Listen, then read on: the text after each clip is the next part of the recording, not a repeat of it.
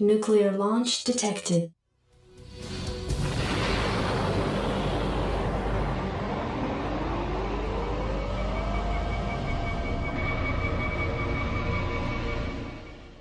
Hello everyone, welcome to the KCM finals. Our Protoss versus Zerg lineup is here and ready to go. We're starting out on Dark Origin, game number 1. Let's get it started.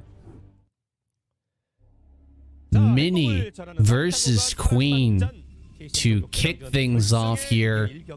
Mini in the top left-hand corner. Queen down here in the bottom right. There is your lineup. It's looking beastly for the Protoss.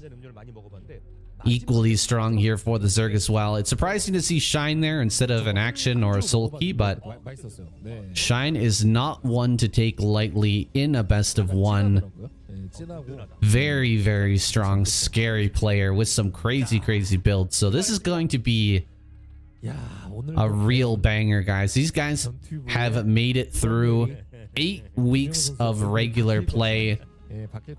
Zerg versus Terran semi-finals, which was absolutely insane. I don't know if we can top that here, if I'm being honest. That Zerg versus Terran series was so good. A lot of great games. Even got a good 76 game as well, which is rare. But yeah, I don't know who's gonna play on 76 here. That'll be interesting to see. It'll be interesting to see this map here, Dark Origin, how Queen and Mini are going to try and play things out. I think I know how Mini's going to play, but I don't know what's the strategy here for Queen. Are we going to go early lurkers, try to control the bridges? Are we going to try and do a Hydra bust? Are we going to take the base in the bottom left, or are we going to take some bases out towards the center right there?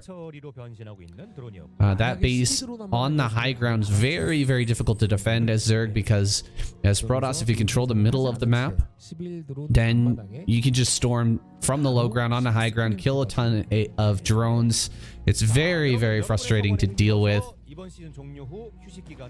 But if you take the bottom left, I don't know if you can control the center. I think if you control the center here, the center control seems so massive on this map. If you control the center, you can take basically whichever base you want. But if you don't control the center, you're kind of limited. You either have to take the bottom left. Yeah, you really have to take the bottom left here as Queen if you don't control the center area. Taking the gas here, Mini gonna take control of this game very early on, stealing that gas, forcing Queen to go 3 hatch here. 3 hatch before gas is pretty normal in the matchup, so it might be kind of scratching your head here, like, why would he steal the gas? But if he blocks this hatch with the probe and the zealot, then this really turns into a weird problem for Queen to try and deal with. He's gonna pop out a second drone, go ahead and throw down the hatch in the natural, and I think this was the goal of this move by Mini. Mini really wanted to not allow Queen to tech early, but also not allow him to get the third base up, and I'm surprised we don't see this more often from Protoss. I'm not a Protoss player, so I don't know exactly what you have to sacrifice to get this done, but it seems really strong here. He's gonna get to work on this hatchery. He's tucked himself into a little corner here. You can see if the Lings start to surround, he can pull the zealots and use the probe from behind them to deal a lot of extra damage. A lot of Lings are out here now. Not a single unit's gone down. There's the first blood in KCM Season 1 2023 finals. It's a Ling that gets picked off there in the natural, and there's much more to come here. Zealots have tucked themselves into a nice little position, not able to jump on that popping Ling, but there's actually a little bit of space back here. This is different from other maps where the space behind the mineral patch is just 1 zealot wide. In this on this map, there's actually a little bit more surface area to get on top of these units. If you control properly here as Queen, you could probably dive on this. Looks like we do have the gas now. That assimilator was taken out. Zealots are looking for some damage on these drones, but Queen just mining only the top patches right now, staying back away. Oh, he's gonna go for the ramp. Ooh, gotta get on top of this. He does get in the way of these Zealots as they're trying to get up the ramp. He will kill that first one and forces the rest back down behind this assimilator. He's gotta go around the back before he actually engages in the front. Oh, this is not the greatest engagement from Queen. He loses most of his lings there, but he does clean it up. He will get his third base on the way. He's going to have to produce more lings, though, because 4 zealots are coming across the map here. Cybernetic score in the front, so mini cutting as many corners as possible here. Hydralisk Den on the way now. Queen, what's going to be his reaction? Is just going to be a Hydra push. He actually has to make a few Hydras here just to keep... Oh, lings only popping here. Ooh, this is bad for Queen because Mini... You know, he threatened with those zealots, but he wasn't serious. He went back with the zealots. He's gonna go ahead and hide them in the wall, and all these lings popped out for nothing. Queen kind of hitting the panic button there, the Z button, popping out a ton of lings, just hoping, or just trying to block those zealots from coming out. And now he's in kind of a bad economic position here, because that should have been a full round of drones. That should have been like 7 or 8 drones to saturate his third base, that fresh third base. It finally came up, but he's getting to droning now. He's got that big force of lings out on the map, so Mini can't move out at this moment, but he's about to have a Corsair. That means that, you know, Queen's gonna have to make even more units here. He's gonna have to make Hydras. He's gonna lose an Overlord for sure. Might lose more than just one. We'll see here, but this is really good for Mini. He's done a great job forcing out lings and just kind of threatening, delaying the mining in the natural for a very long time, delaying the gas, delaying the tech, delaying the third. Everything's been delayed here for Queen. Like, can he pick the pieces back up? Can he put together a decent mid game here? I feel like Mini will have the initiative, and the problem with this map is, like I said before, taking the middle of the map is huge. It's such a big deal. It allows you to control so much about how this match goes. So if Mini, you know, gets ahead here, which he kind of has, and takes the center of the map, I feel like Queen's job is going to become that much harder. It's going to become that much more difficult for Queen to find a way to take this game. The real problem is going to be taking that 4th base. You're probably going to have to take it down in the bottom left, but without control of the bridges here, without control of the middle, you'll have to send your units through the bottom. That means mining out that mineral patch or killing those temples there, and in that way you can actually reinforce. But then the problem becomes Mini can switch between that 4th base and attacking in towards the natural very quickly, but your army moving from the 4th down around that temple area and back up into the natural is very, very slow. It's a long path, and the AI, the path seeking of units in Brood War is incredibly bad. So I'm gonna take a little bit of an engage here from the high ground. Not a bad call from Mini. Hydralisk missed a lot of shots. He missed 50% of your shots going up a ramp.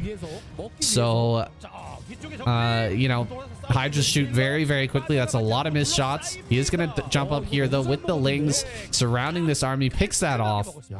Nice job cleaning up all the forces here from Mini. They're on the map right now. But Mini is starting to power up. Getting some more gateways here. He's got the robo as well, ready for an eventual transition. Oh, it's actually for a drop, so a shuttle coming out here. Ooh, these lings are on a collision course here. Should be able to spot this. Oh, is he gonna go up the ramp? Is he gonna go up the ramp?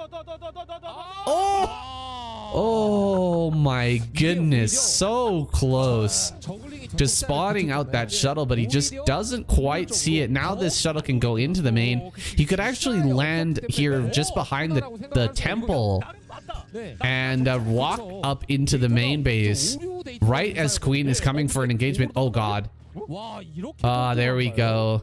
Really good scouting here from Queen. He sends the Overlord to the back and spots this out. Props to him for deflecting this DT attack. DT gonna run around behind the... Oh, there's no Overlord here. Okay, Overlord is on the way. And I think Queen will take 0 damage from this, which is really good news for him because he's already taken a lot of damage in the form of delays to his build. So getting rid of this DT and taking 0 damage is absolutely huge. Surprisingly here, Mini is actually behind in supply at the moment. I think that's going to change shortly as those gateways kick in, but Queen's done a really good job of macroing up here. Absolute beast. Playing at only 280 APM right now, but really deflecting any attacks and hitting his macro stride here. Going to save this Overlord as well. Only 1 Corsair left on the map. It's not really a big threat, so he can really start to spread the Overlords and get good information about where Mini's army is. Coming in towards the middle. A DT slipping by here in the cracks. Can he get into a good position to pick? Oh, a drop. A drop from Queen. He's going to bring his lurkers here into the main and try to get some kills while he's possibly attacking the front. There's a good pylon from Mini to just spot things out. I think this has been seen. 2 Hydras being sent over here to deal with this DT. Very nicely done. I think the moment Mini tries to break across these ramps, I think it's the moment when Queen sends his Overlord in with those 2 lurkers and tries to get a kill on these probes. Ooh, this is a pretty good DT. Actually, killing off that 4th base would be massive. And that's the 4th base I was talking about. Oh god, here we go. Flying in here. Lurkers landing. Gonna get some kills. There's 2. But the real story here is the lurkers in the main. Lurkers in the main gonna burrow this line. Oh, the probes. Oh, 11 and 3. 14 kills from Queen. Mini just not realizing or not controlling those probes coming from the natural in that long conga line. End up losing a whole ton of those. It's like the lurker will be picked off here. Wait a second, he runs out.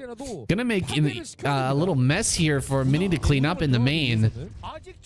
And that's gonna buy him some time to possibly come back and take this center area. He has to take the center. He's decided to take the base on the center right here. And that base cannot be held without center control because, as I said before, you can storm from the low ground. He's going to come up towards this 4th base. I think Mini just kills this because there's no army over in this location. Most of Queen's Hydras are over on the left side. And they're going to try and deny the 4th base. Mini actually smartly cancels that, recognizing that he's lost a ton of probes. He can't really saturate that at the moment. Oh! Queen running forward. He kills 2 Templar there. That was a really good move. He hardly lost anything for that as well. And now it's impossible really for him to break through. He doesn't have a storm for this. Oh, another Templar goes down. Queen playing a magnificent game here in game number 1. I don't think Mini can take this one now. It's still 2 base to 3 base. But his push has been sandbagged so brutally and the economy's been hurt so badly. Queen should be able to snag a 4th, possibly down in the bottom left side. Breaking through this area is so difficult. Coming around the back here as well. He's sandwiching the army. He kills another Templar. There's only 1 left. That's the last storm, guys.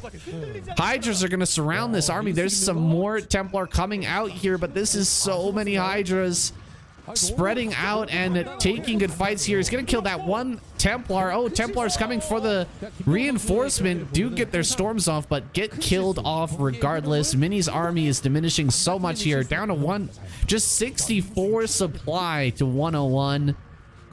Queen is absolutely dominating now with +2 finished. Just 1-1 here for Mini. So even on the upgrades at the moment. And that lurker, that mess that I talked about earlier in the main was not cleaned up properly here by Mini.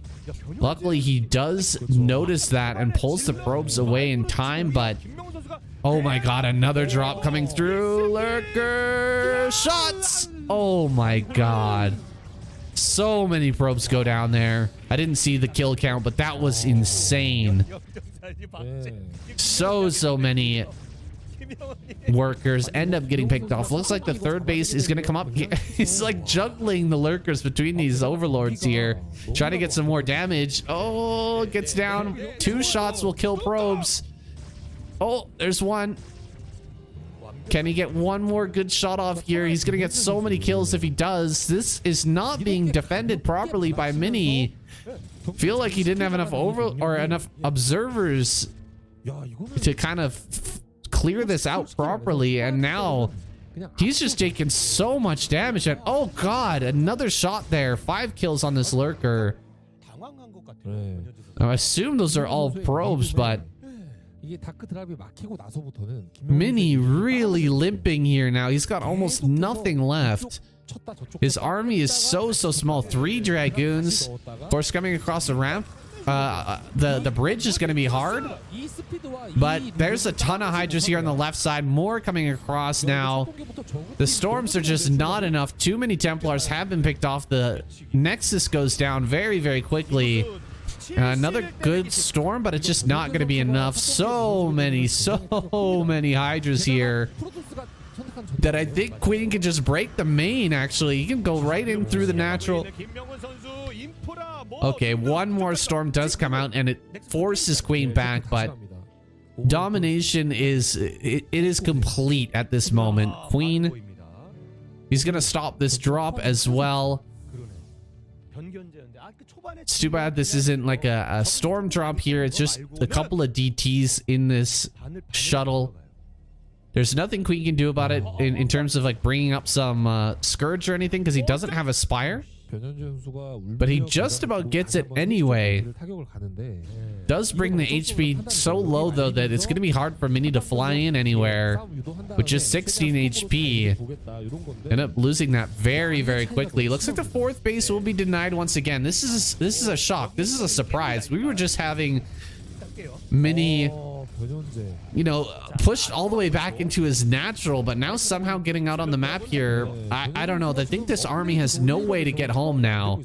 It's gonna push down towards the south, but there's so many hydras on the left. There's so many hydras to the south. There's lurkers.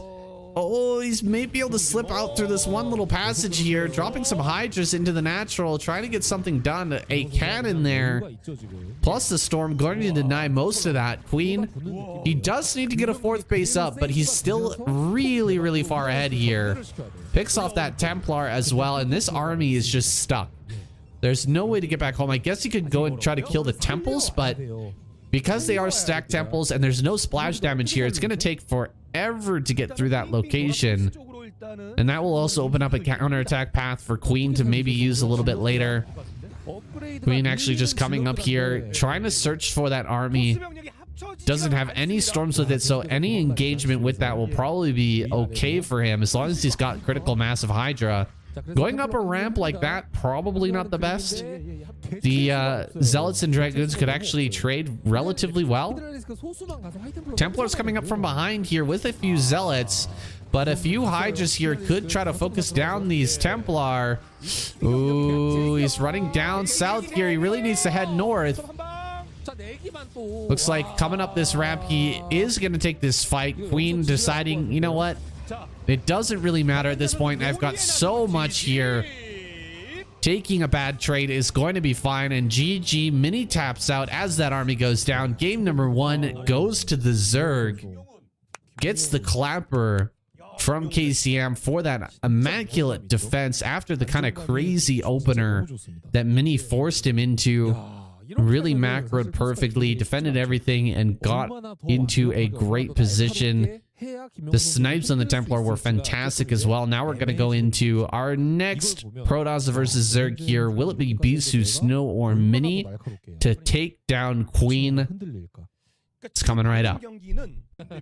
Okay, getting into game number 2 here. It looks like the Protoss team has decided that Bisu is the right choice to send out to take down Queen. We are on a Neo Sylphid here with Bisu in the bottom right, Queen in the top center. One thing I wanted to mention, guys, last cast I talked about the all kill prize and how I thought it went to Mind, but as you can see, we still have that prize at 2 million won. It's around $2,000. Actually, the exchange rates changed a lot, but I just want to get out that I think that prize did not go to Mind. I went back and looked at my old video, and I'll link you guys down in the description as well. I completely forgot about this all kill rule in the semifinals and finals, which is that you have to, the only way to get all kill is if you are the first player that comes out and you beat all 4 players in a row, or if you're the last player in your squad and you reverse sweep and kill at least 3 in order to win. So I don't know how that works with revivals, because we do have 1 revival on either side, so there's a lot of conflicting rules going on. There's a lot of strangeness to this all kill. I wish that I could get you know, real clarity on that, but this is just kind of going from what I had Jinjin translate for me from KCM's page. This was like a year and a half ago or something like that, but I will link the video down below, the what is KCM video, because that's what I did go back to reference the translated all kill rules from back then. Anyway, we do have that all kill prize, 200,000 won, about $1,800 if you translate it into US. I think the exchange rates changed a lot though. It might be more around $1,500. And the grand prize here for whoever wins this finals is going to be 4 million won. So 1 million won each player here. That's pretty darn good for a day's work here. Bisu gonna send that first zealot in, trying to get a drone here. If he gets even 1 drone, it's gonna be worth it. Kills a single link, doing a great job microing between those mineral patches there. It's always annoying as a Zerg player when there's gaps in the minerals in the early game. You have to deal with these zealots. Gonna get around behind this one. Nicely done. Really, really good micro here from Queen to prevent that zealot from getting back behind the minerals once again. Really hard to do all this and hit your macro strat as well. Each drone popping out, the timing on it is super important. Like, you don't want to have a bank of minerals and just be sitting there waiting with larva, or you don't want to have larva waiting when you should be producing. And look at that, 18 of 18 supply. Oh, Queen got supply blocked pretty badly there. Finally, the Overlord does pop out, but you're supposed to be producing drones right now, and this could trigger Queen to do some sort of all-in here. He's got the lair on the way, so actually, in retrospect, probably not. Probably not going to be something like a Ling all-in, but it feels so bad when you get stuck at 18 of 18 supply. Your drones should be popping out sooner. They're going to be late. You've got larva sitting there waiting. There's the Spire on the way. But it is just so hard to remember everything when you're dealing with zealots in your mineral line trying to, or behind your mineral line trying to get in and kill some drones. They're just constantly microing these lings. Pretty well done though by Queen. It seems like he's kind of recovered this position now. His 3rd base is on the way. He's scouting out for this probe. 1 probe out on the map. could sneak in here while the Zealots draw that attention. You know, Queen's gonna have to bring all of his lings together in order to deal with these Zealots, and he actually hasn't spotted this yet. The Overlord was out of position. It wasn't over the natural, so he didn't see this move out. Now he's gonna see it just now. 4 Zealots heading towards his natural, and he's probably gonna produce a lot of lings here in order to hold this off. How many does he need, though, in order to take a good fight here? It is going to be a lot. Good surround there. Queen actually getting quite a bit of free damage onto these first couple of Zealots. And looks like the probe gonna try and sneak in, not able to do so. Ling speed finishes. And Queen gonna start to chase down these Zealots. There's no drones at the third base just yet. So no damage can be dealt at that location, but that's just a symptom of a deeper problem here. Queen not having many drones just yet. Does catch another Zealot. That's a great move. You know, 5 Zealots, if you got 12 lings, sometimes 5 to 6 Zealots can actually win that fight. So the fact that he's managed to pick these off without really losing too many lings is really impressive here, and it shows Bisu some cracks in Bisu's armor here. He wasn't able to take a good fight there. He's starting a Stargate now, a second Stargate actually. There's already one out on the field. Oh, this first Corsair is so important. Oh, the Scourge are there, the Scourge are there. They've cut them off. Oh, he gets it. Oh, it's so painful right here for Bisu. He's gonna lose the main, man. He is definitely gonna lose this main base. First cannon goes down, second cannon goes down. The Corsair gonna be surrounded here. 4 mutas. I mean, if they spread out, the Corsair can't get its splash damage. He needs to spread these a little bit better, but more and more mutas are gonna be coming across the map. The lings that earlier weren't killed off by the Zealots able to trade out and prevent a counterattack here. This is really one of the things, the only things that Protoss can do in a situation like this is just send Zealots across the map and try to take a good trade. Try to force some attention away from this main base, but not even able to do that. More and more probes going down here. One of the Corsairs has fallen as well. There's the second one falling down. Eventually, I think Bisu can overwhelm this, but how much economic damage is he going to take by the time he gets rid of these mutas here? Doing some good moving shot here. He might be able to get the rest of these mutas killed, not spreading them out. 2 Zealots are going to get on the counterattack path finally and get on top of these drones. How many can they kill? 1 goes down. He's going to prevent some mining time here. A lot more drones being transferred. So really, Queen just producing drones during all of that action there in the main base, and killing off a lot of the probes of Bisu. Queen is going to have a huge economy now. Absolutely massive. With just the second and third gateway going down now, I think that Queen is in a pretty good spot here. He should be able to produce an insane amount of Hydra very, very soon. He's got Scourge out here. He's actually lowered the Corsair count enough to where maybe he can take a fight with these Corsairs. There are 5 now, and the +1's probably done. I didn't actually get a peek at that, but it's very hard to connect now with Scourge onto the Corsair, and they're moving out. There are mutas with this, though, and that kind of messes up the math here. 2 shots can kill a Scourge, but with mutas, the Corsairs are going to focus the Mutalists first, and this is exactly what he's going to do. He's going to fly in with the mutas, try to force the Corsairs to attack, and oh gosh, he gets 2 already.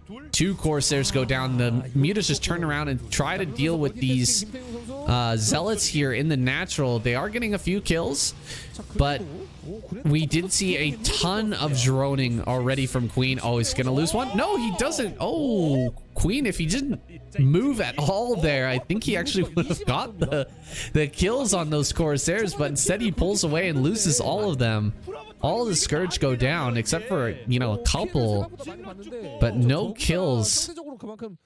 Hydra's going to be popping out of these eggs here, I think. A massive number of Hydra's going to suddenly burst onto the scene here. Corsairs heading towards that third base. Wait, is it just drones? Okay, Hydra's actually starting to pop out, but there's only 1. One Hydra not going to be enough to deal with these Zealots coming in. Okay, 4 Hydras probably can hold with the Sunken Colony. He does back away. Here comes the Scourge. Supply blocked right now, Queen is, because he lost quite a few. Oh god, he turns. He's gonna lose every Corsair. The Queen's Scourge were just way too spread, and he has the +1 armor as well. That's a really good move. You cannot get +2 attack here as Bisu, as you need the fleet beacon, and that's a very expensive building to buy if you're not going to be building course, or if you're not going to be upgrading anything out of it or building carriers. If you're just going to get that for the +1 or +2 attack on the Corsairs is probably not going to be worth it. So getting the +1 armor for Queen, very good, very smart stuff. Killing off those Corsairs really takes the wind out of the sails of the play here for Bisu, because now the Zealots just can't move out, and the Templars are really late. First Dark Templars out on the map, but I think there's more than enough detection here in the natural, plus Hydra, plus Sunken Colony. Everything looking really nice for Queen right now. He sees the 4th base, but can't really do anything about it. He's gonna block. Oh, he's trying to block. It was almost a perfect wall there, but he doesn't manage to stop that DT from slipping through. It's gonna head down to the bottom left and make sure no further bases are taken on that side of the map. But for now, Queen is just focusing here on getting his 4th base up there, that central location, and just spamming out Hydras as quickly as possible. Maybe going into Lurker here as well might be a good idea. There's just not many Templar, mostly Zealots here. Very few Dragons as well, just 1 Dragoon. So Lurker, just insanely valuable tech to have right now. And a 3rd base is going to be on the way here for Bisu. He realizes he can't break any of these locations from Queen. Moving out on the map is a very scary notion. A few more Dragoons being added on, but that number is still very low. He's going to pick off the probe and delay these cannons for a little bit. There's the Lurkers on the way, with 5 Lurkers and a huge amount of Zealots, or a huge amount of Hydras, and no Storm to speak of. There are 3 Templars in the natural, but none out on the map as of yet. He should be able to take a good fight here. Oh, Lurkers are running up. He's gonna get the Lurkers down in the natural here, and there's no Observer. Oh my god, Bisu is in so much trouble. His 4th base is completely wrecked here. Hydra's just gonna come down, cancel all of this, forces that to go down. Zealots have been found out here on the map as well. Queen on top of everything here. He's looking like his ASL winner self right now. The champion is back in this game, showing off for everyone to see, taking down Bisu with just perfect play so far. And he's gonna track down these Zealots, trap them in the corner. This is so many Hydras. He even brings the Overlord to make sure he can get rid of that Dark Templar, focus that down. Should be right clicking on that. He does. All of these units are going to go down, and that's the last force for Bisu out on the map. His vision is so small right now. It's just his base and a tiny bit of vision outside of the natural. The first Observer is out. He throws down a Storm. He sends out a lot of his Zealots to die, though. Needs to create a little bit of space here so he can get his Dragoons out in the front. He throws down a great Storm. Starting to break through here. There's not that many Lurkers yet, and Queen had most of his units over in the center left. Now they're making their way over here, but Bisu is already in front of his gateway, kind of where he needs to be at the moment. Good Storm there on the left side. The Zealots can actually fight now because the Lurkers are no more. A lot of Hydras coming up here. He needs to get the Zealots in the front. The Storms are pretty decent, but starting to run out of fuel here. Bisu kills that last Lurker, but he loses his Observer, unfortunately. No more Storms at the moment. He needs a few more seconds here to get that energy out. Manages to slip the Templar back between the Forge and the Gateway, but there's so many So many Hydras here cleaning up every single Dragoon. GG.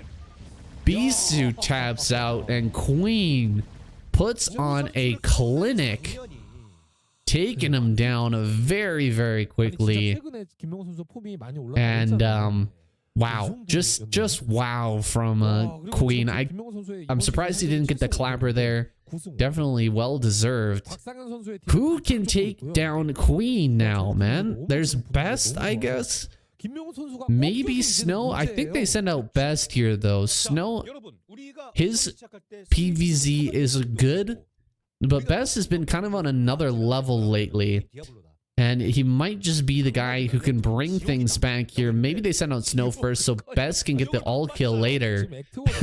That would be amazing. Get the reverse sweep. Like I said, if the last player left alive on your squad comes back and defeats at least 3, you can get that all kill prize.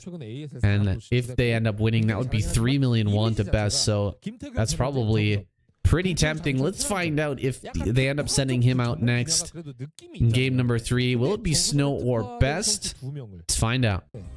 Okay, well, I guess the Protoss squad has decided sending out Snow next is going to be the right choice here. We're on Nemesis with Snow in the bottom right. Queen in the top right. Looks like a 12 or 11 hatch coming out of Queen. And on the other side, it appears Snow going to be going for a gateway pressure here into expand. There is an eventuality I haven't mentioned yet, but that is the possibility that Snow could, or sorry, Queen could end up taking out all 4 Protoss players and winning that all kill prize. He's already done 2 so far, and he's playing absolutely out of his mind. So this could be just a straight up Queen sweep. See what I did there? But this is Nemesis. It is a very interesting map. We've seen some great games on this map as of late.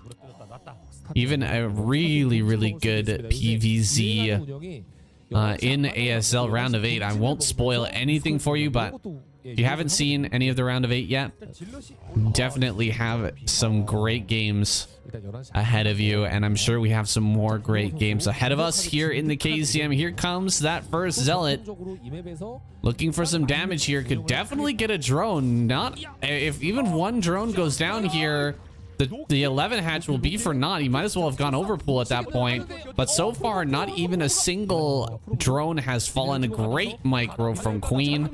And the Zealot will lodge itself behind those mineral patches.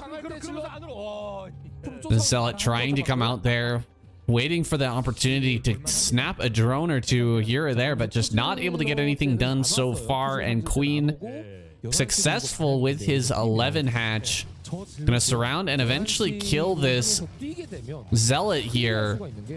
Only trading out 2 links to do so.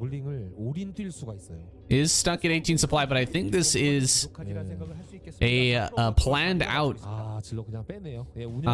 time to get stuck here.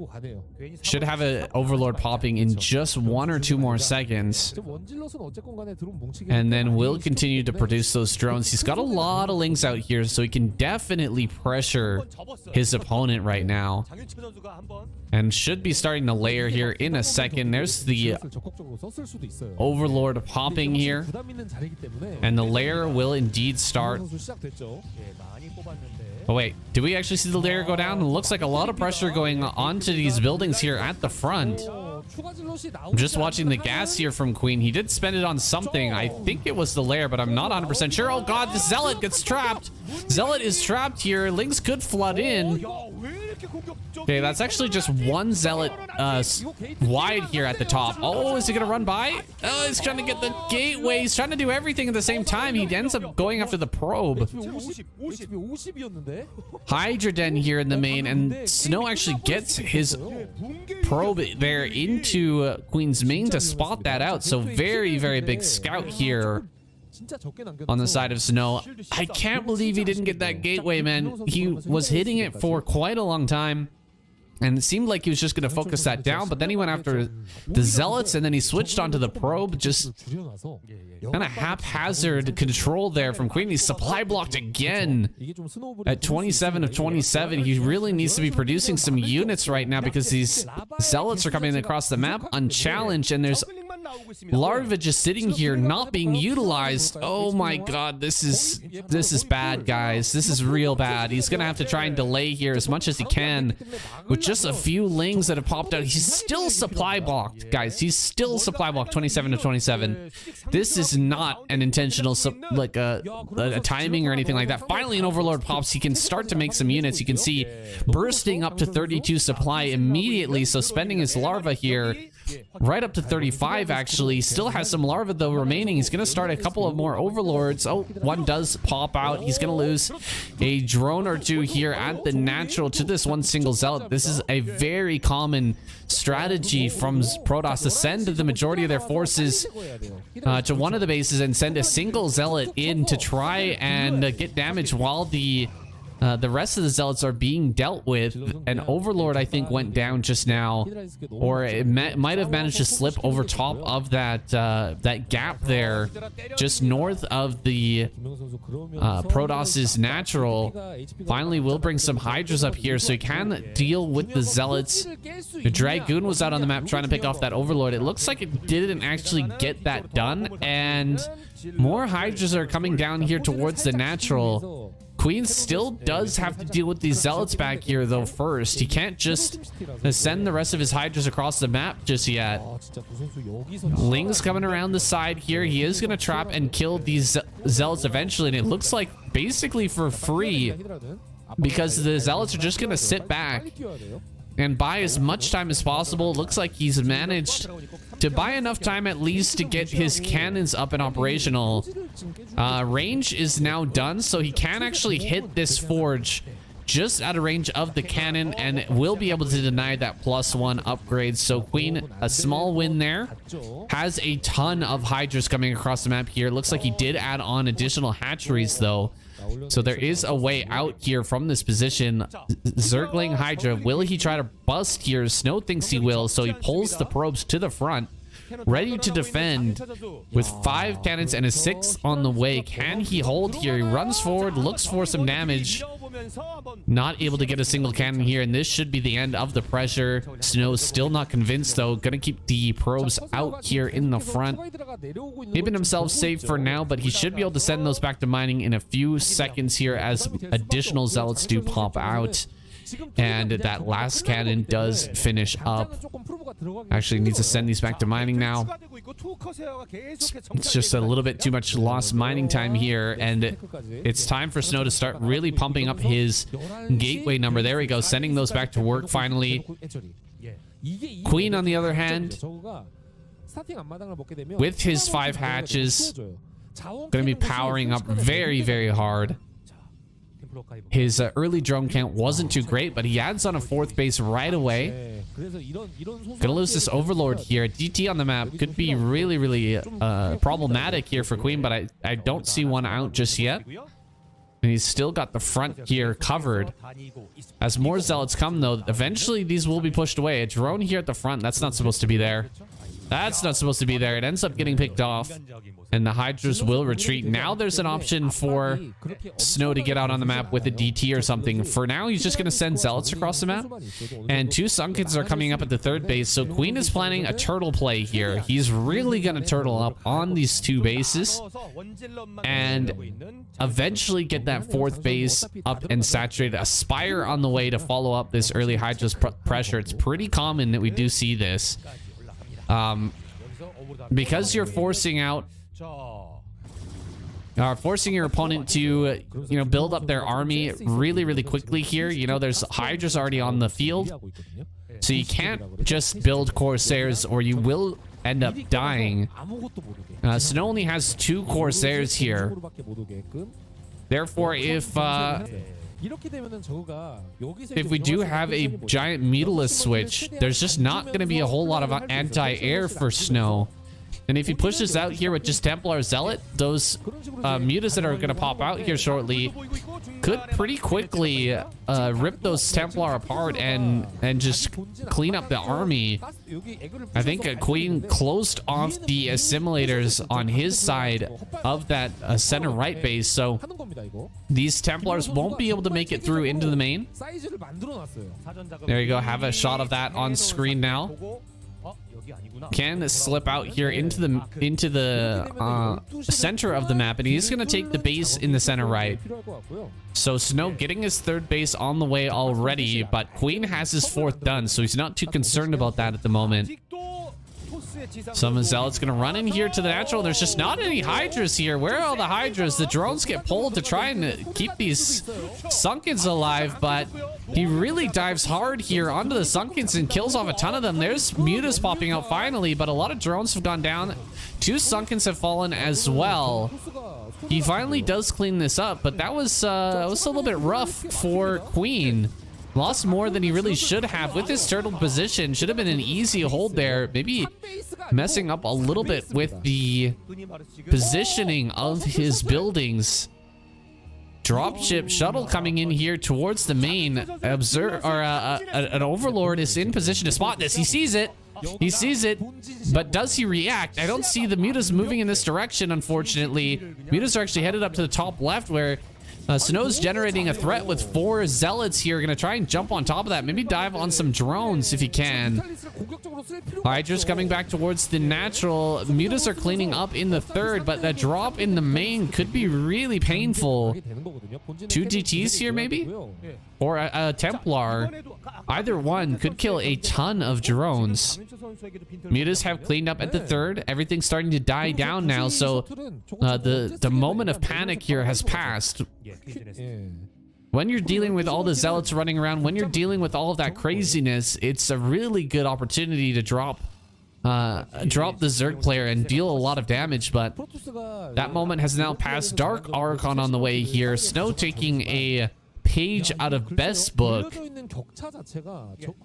Best, really the guy who's known for using the Dark Archon in his play against Zerg is and also against Protoss.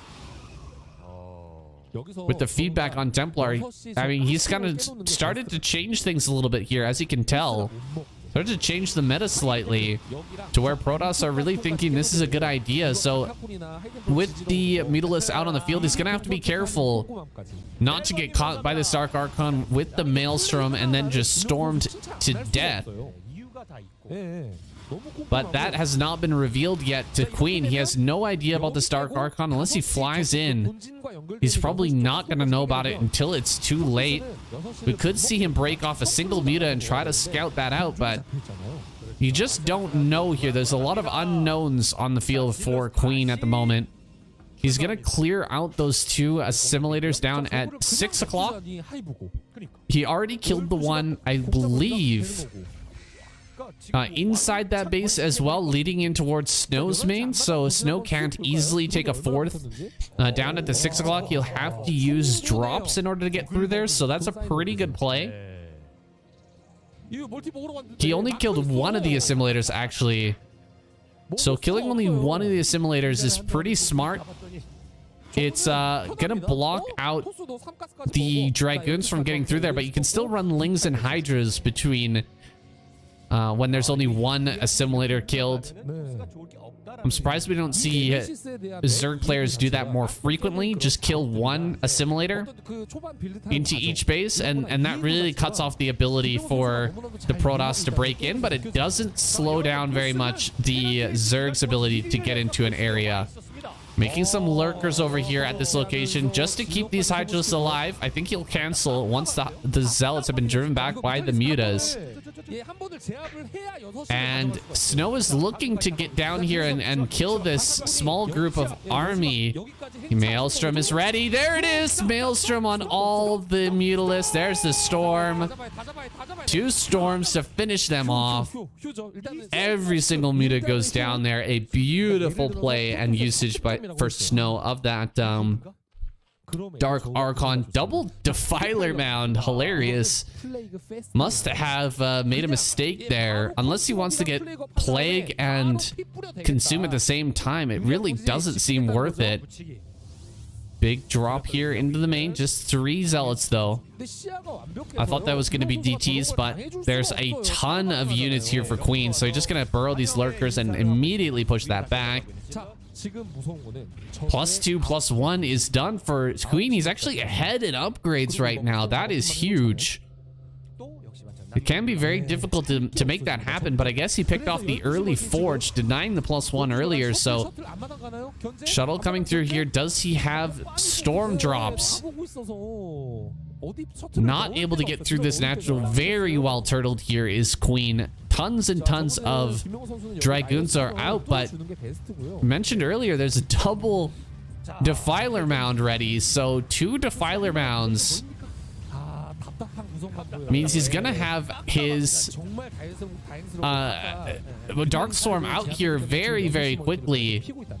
Gonna have Plague as well. Looks like going for the drop. There's no drones over at this location, so not really worth it. Do we have Scourge? This is a slow dropship, so Scourge could easily pick this off. Oh, Hydra's gonna find this. There's the Scourge. He does get it. 1 Storm will come out, but doesn't kill a single Hydra. Really good defense from Queen so far. Look at this turtled position. Only 2 lurkers here, but that's so many Sunkens, and Lings are gonna pour out from this third base. Just cover these Dragons. There's no Zealots with this army, so 3 Dragoons end up going down for the cost of just, you know, a handful of Lings, a Sunken Colony, and a couple lurkers. Not bad at all for Queen in his defense. Nidus Canal on the way here in the main. He's going to connect the left side of the map to the right side here, and another base going down for Queen. He's already on 5, about to be up to 6. And Snow managed to drop into that bottom center. He is going to be on 4 bases here pretty soon. Breaking through with DTs here into the center left could be huge. Queen hasn't had a moment yet to close off those assimilators, so DTs ripped through this very, very quickly, and he's not even broken through these eggs here, leading to the center left, so he could be in a lot of trouble here. He could lose this base. Guess he still will be on more bases than his opponent, but you really do want to keep this one alive if possible. Full army moving down towards the bottom left. You could just be breaking through there. Oh god, right click on those Zerglings, so not even getting any damage with those units right now. He's gonna run forward, try to kill off some of these Templar, but he's losing the space here in the center left. 100%, and Snow still standing strong here in the mid. +2/+2 is now done, kind of evening out the odds here for the Protoss, making his army equally as strong to the Zerg at the moment. And Zerg completely maxed out. Same goes for Snow. This could be a very long game now, guys, with Snow trying to take the bottom left as well. We're nearly splitting this map in half at this point, and it'll really be up to Queen to try to take this base and try to deny the bases in the bottom left. That'll be the most important part of this match. Whether or not Snow can get that base up in the bottom left or not. A ton of units here. We may end up seeing a drop as well.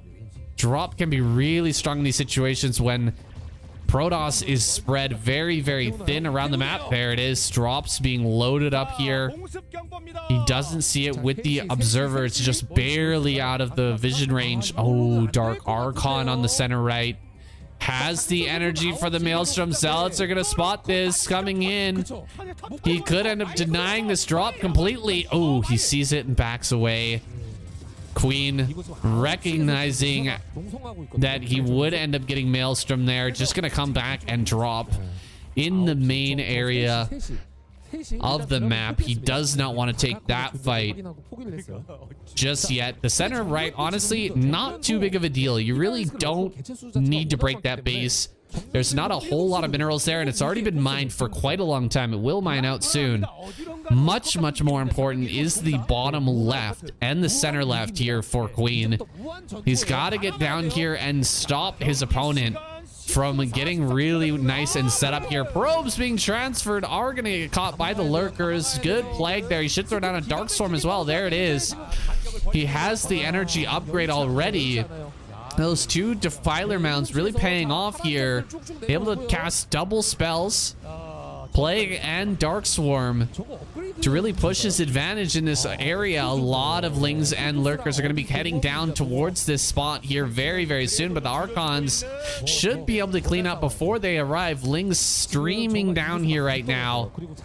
Gonna try and take a fight with these Archons or dive on this Templar. Even better, go for those Templar. He gets two, could get a third. The Cracklings deal so much damage. The DPS is so fast. But Snow does hold on to the bottom left, and Queen, he looks to be heading towards the natural here. There's quite a few Templar, but he's got the Darkstorm, he's got the Plague. Could start to throw these down. Oh, he loses the Defiler, unfortunately. So without Defiler support, makes it infinitely more difficult to break through this location, with Dragoons actually able to deal damage along with the cannons. A lot of stuff here for Queen. Piling up at the natural. He's making more lurkers. He's rallying down, of course, more Defilers and Lings here to this area. Breaking through here is very, very important. The probes heading out, getting absolutely destroyed there. Lining them up and knocking them down right now. Queen heading in towards the natural. Where's the Darkstorm? Where's the Plague? Oh, another Defiler thrown in and lost for Queen. He's dropping into the main. He actually picks off the robotic support bay, which is kind of a brilliant pick off, actually. Not allowing Snow to build any more Reavers at this point. Hopefully he's got a few queued up at that robotics facility. Otherwise he won't have any more popping out here. Reavers are so important in this late game, because Snow, all he needs to do is defend this natural and defend bottom left, and he should be okay to take this game. Queen still yet to take center left, and these positions are getting stronger and stronger. Snow putting together that Reaver, Templar, Archon army that is so incredibly hard to attack into. Another Defiler down in the bottom left. Is he actually going to get a spell off? Lurkers diving upon this army. A lot of them end up getting stormed down. Here's the shuttle with the Reaver. Should be able to drop off here and hold this location. Queen having a hard time getting all of his units together and moving in order to break one of these locations. It's so hard to get your stuff moving when you're way beyond the ability to control group everything, but it's even harder to make it stop. So if you send your army in and you realize, okay, I'm not going to be able to break this position, I have to discontinue this attack. Box clicking everything away from that attack is very, very difficult, especially when things are streaming all across the map. He is lined up here. He's ready to go right in front of the natural. This is going to be the moment here. Can Queen break through? If not, this game will continue. Sending through a lot of units here. The Darkstorms are good. The Plagues are amazing. He's going to get the shuttle, so this Reaver is no longer mobile. A lot of lurkers running forward here. Not many Hydras with this army. Actually, no Hydras with this army. Lurker's going to run forward. Storm's thrown down in the front line here, and the Reaver backs away. Good shots here by Snow. He's going to get quite a bit of damage with this one. Reaver. Oh, the Storm plus the Reaver shot. Amazing.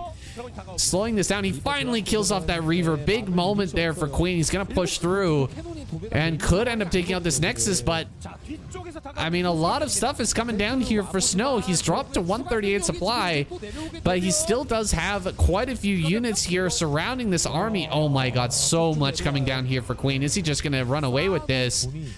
Dark Archon's even been brought up. It seemed like he'd been retired to the center right, but he's coming back now. Going to be brought forth to maybe lay down one or two more Maelstorms before this game is over. He's actually kept the Nexus alive. Snow's still hanging on here. He's got only a few Archons. The Dark Templar could definitely be used for feedback, or that Maelstrom. There's the double Maelstrom here, but no storms to follow this up. Oh my god, if only this storm. Oh, from the low ground, he's going to get an excellent storm regardless, even without the Maelstrom. doing a pretty good job. There's so many Lings coming down here. He's gonna give up this Nexus here. Zella's just getting picked off. Lings pouring down. He's still got this base in the bottom left, but it feels like that pickoff on the a robotic support bay was just so critical because he hasn't popped out any more Reavers from here. That one Reaver did a fantastic job trying to hold on down here at the bottom left, but now it's just Archons. Well, a Reaver randomly sitting out there by that mineral patch. That's a little bit funny. Definitely needs to bring that forward and deal some more damage.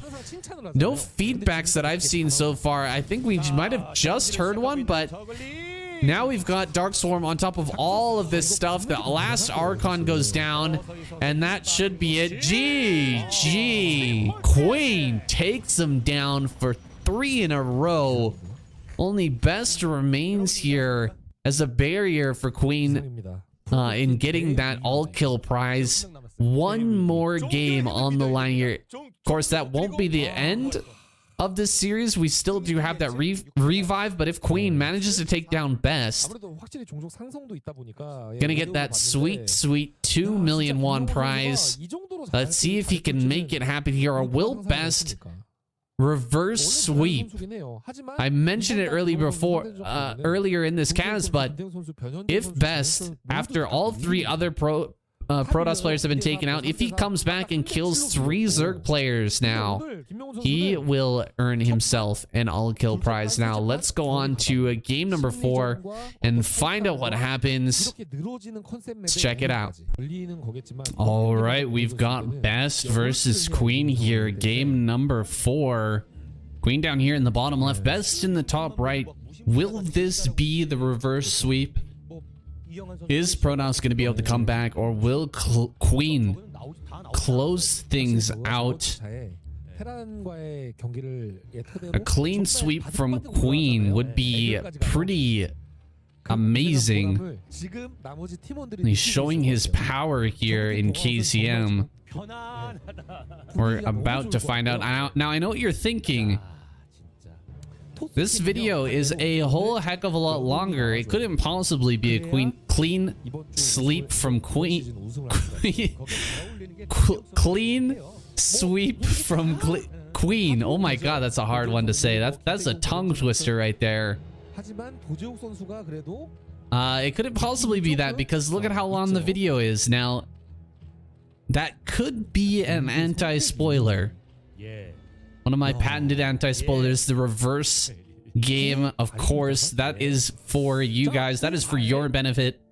So that even if you hover over the timeline bar by accident, you're still going to see StarCraft games, although they will be in reverse. You won't be able to tell that there are no more games after a certain point. But you're just going to have to sit there and find out. You're going to have to wait and see. Don't skip ahead. Don't be a pussy, okay? Just stay with me. Stick with me here. We'll get through this together, okay? It's game number 3. Will we go all the way till 9 games? Only time will tell. Some Lings popping out here. So 1 base play from Queen. He's gone 1 gas. 1 base gas here. So it's a 9 pool speed, but 2 cannons are done. This rarely ever works, even on the ladder. So I am not surprised it's not going to work here. Best scouted after Pylon. He built the forge. He got the cannons real nice and quick. There's no way your Ling speed is going to finish before those 2 cannons do. And yeah, everything is just held perfectly. Best is in an amazing spot here. His Nexus is going to finish up light years ahead of where Queen's, even his second hatchery is going to finish. He's even going to get in here to the main. That sneaky probe going to come down here. He spots more Lings as well. Oh man, this is as bad as it could possibly be for Queen. Best is just going to pull more workers. He's just going to build more cannons. He's going to, you know, fill up that wall with tons and tons of stuff here. As long as Lings don't run by into the main, he's 100% fine. I would actually pull more probes here if I were him. You know how all in he is. Gets one probe. Oh, he's trying to run by. He could have killed that cannon pretty easily. Does make it here into the main with 4 Lings. 4 Lings get in here. This is a big mistake, I feel, for Best, man. He could have held this so easily with just a few extra probes. Also kind of a funny thing from Queen not going after that first cannon. If he just killed that cannon, he could have flooded with more Lings. He's got more on the way, I think. A third base going up in the top left. Maybe he starts to drone from here and just try to get as many kills as he can in the main. I still feel like he's really far behind. 16 of 18 with probes here at the natural mining. 2 cannons at the front. Zealot here in the main. And 1 Zealot heading out on the map. This is still a very hard game for Queen. I really thought he was going to go all in there, but I guess just a run by is what he'll have to be happy with here. He'll have to be content with this. A cannon here in the main as well. The main mineral line will be nicely defended here in just a few more seconds. He tried to get 1 more probe. Good catch there with the probes. Surrounding and finishing off those Lings there. Oh, one drone. One drone would be so huge. He does have 1 kill already, so it must have been a Ling. But Best, he holds. He's got the cannon here. He can send these 2 Zealots now out on the map as well to put on that additional pressure here. 1 probe gonna head out, maybe try to get some scouting information. Really doesn't need to chase these Lings anymore. There's really no purpose in chasing those. These Zealots could be much more useful out on the map. Just try to put on that pressure. He's gonna send 1 out and keep 1 back at home, but Spire on the way here. Third base is gonna start to saturate for Queen now. He's stuck at 27 supply again. I feel like he's been having a bit of trouble with that in this series, although it hasn't stopped him from taking down quite a few good players so far. And Zealots try to move out a little bit. There are some Zerglings here going to be surrounding. Pretty good micro so far from Best. Oh, that last Zealot actually got surrounded there. That was a really good move by Queen. Difficult to do. Surrounding a Zealot with Lings is really tough sometimes. Against the wall, it is a bit easier, but still takes a lot of skill, a lot of practice, and I think Queen has tons of both of those 2 things. Adding on another cannon here, 3rd cannon at the front. He's really keeping his base tight here in the main as well. So there's still 1 Ling running around, just checking things out. He sees all the information he could ever want, so Queen definitely happy with his knowledge here in this game. His information is very good. Another hatch coming up in the top left. Zealots are going to come through this tight little choke here. Lings are ready and waiting for them, though. That's a good move there. Really good move from Queen. Generally, those tight little corridors are super good for the Protoss. You really want to focus your attention on those areas, but when the Lings just dive on half the Zealots like that and surround them as they're coming through the tight choke, it really favors the Zerg a lot. Oh, he almost gets that drone. That was so close. The Zealot was ready to throw hands there. He almost had that hit off, but doesn't even get a single drone from this attack. He forces more Lings, and he's hidden this 1 Zealot really well. He hides it in the same place as the probe from earlier, and again, Queen misses it. So Queen has a blind spot clearly. Just not able to see that location 2 times in a row. Now the Zealot gonna walk in here. Queen again wondering where did that come from. Scourge are gonna pop out here, and 1 drone could end up going down, maybe more. Oh, good micro here so far. Another 2 hits, 1 more hit. Oh my god. Unbelievable control there from Queen. Really, really good stuff there from him, keeping all of his drones alive.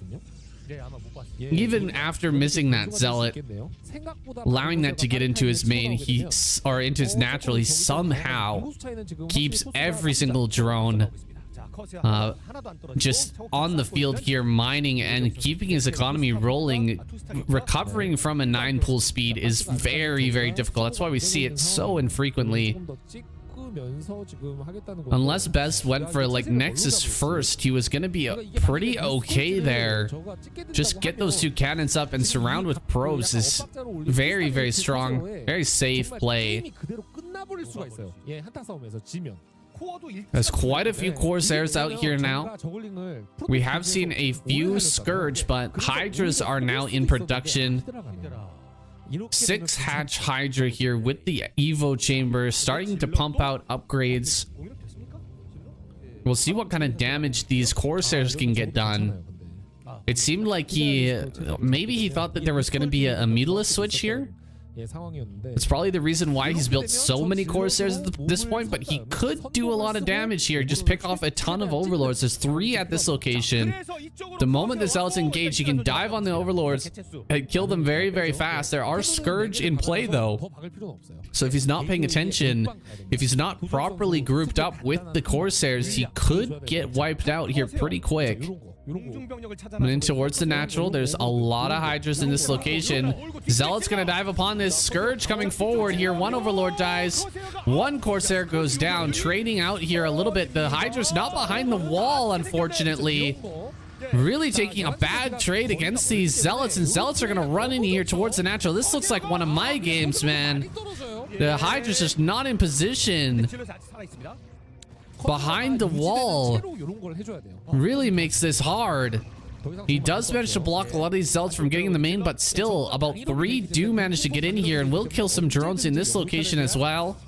Not going to kill anything like the Spire or anything like that. Just killing off a few drones here and trying to run around, buy some time so the Corsairs can get a few more kills. He's managed to kill off quite a few Overlords. What does he have in the top left? Because the Zealot contingent is headed in that direction. I don't think he has a whole lot in that location. Just a couple of Hydras and a lot of Overlords here. Zealots running in. Corsairs combined with this. This is going to supply block Queen massively. He's not starting any Hydras at this location, and now he can't. He's supply blocked once again. The drones are being used to block here, but so many of them are going down. I think this is best game now. He's running rough over these over this base here, killing every single Hydra. He's gonna kill all the Overlords coming to this location. Again, look at how many larvae there are at this base waiting to be used, but they just can't counterattack into the third or into the natural once again. Third base natural, third base back and forth over and over. Finally the Hydras are in a good spot here, back behind the hatcheries and the evolution chamber, but there's not many drones left over, and the Overlords are being killed once again. Hydras are Zealots going through every unit. Zealots coming into the top left once again. Gonna break those Hydras. Hydras at the natural. They're gonna die as well. 4 Zealots left over here. They've got to be low on HP, but they're still on top of these Hydras and forcing them down. Bunch of Scourge gonna pop out here. Looks like there was a moment when Queen had enough supply to actually build something. He manages to pop out a ton of Scourge, but he's losing drones in the main base here. Oh, about 3 or 4 drones go down there, and Queen is just devastated at this moment. His economy in shambles.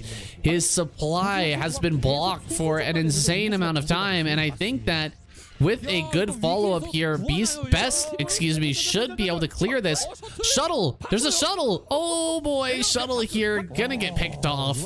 These 3 Scourge managing to snipe that down. DTs will be out on the map, but at least they're not in the main dealing more damage. Finally, a Lurker does pop out. This should force the Zealots away.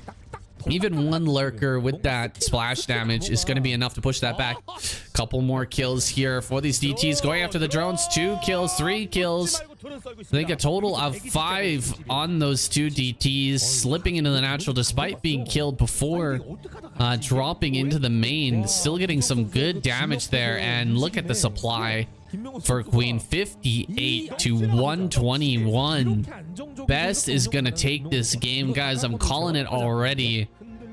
Queen has done a great job so far in this series, taking down Bisu, Snow, and Mini, but Best has, I think, managed to beat Queen down with repeated Zealot attacks over and over again, to the point where he is just not going to be able to economically survive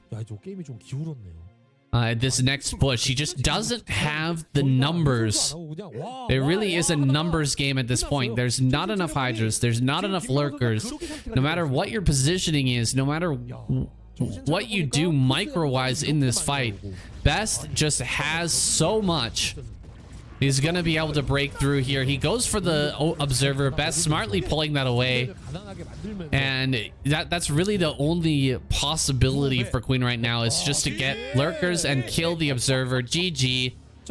Queen taps out after not picking that off. He has no more options in this game. Again, 9 pool speed is very hard to recover from as a Zerg player. If it doesn't work out in your favor, your economy is just so slow against these modern builds that Protoss have been able to do with the quick forge cannon and right into Nexus. They just have such an economic advantage. They have so many probes, they have so many zealots, so many corsairs. It's incredibly hard to bounce back, and Queen has been stopped. He's been eliminated. Guys, the reverse sweep has begun here. Queen taking out 3 players, fails on the 4th to achieve that all kill prize here. Now Best's turn, his chance to bring things back. Can he take down at least 3 Zerg players and earn himself that prize? Will he take out all 4, or are we gonna have to go to a Protoss revive first? We're gonna find out now, jumping in to game number 5.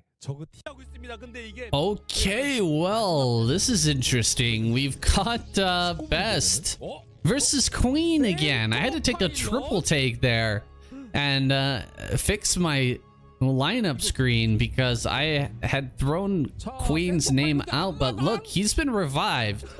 I didn't even know that this was possible, that it was a possibility that we could have a revive this quickly.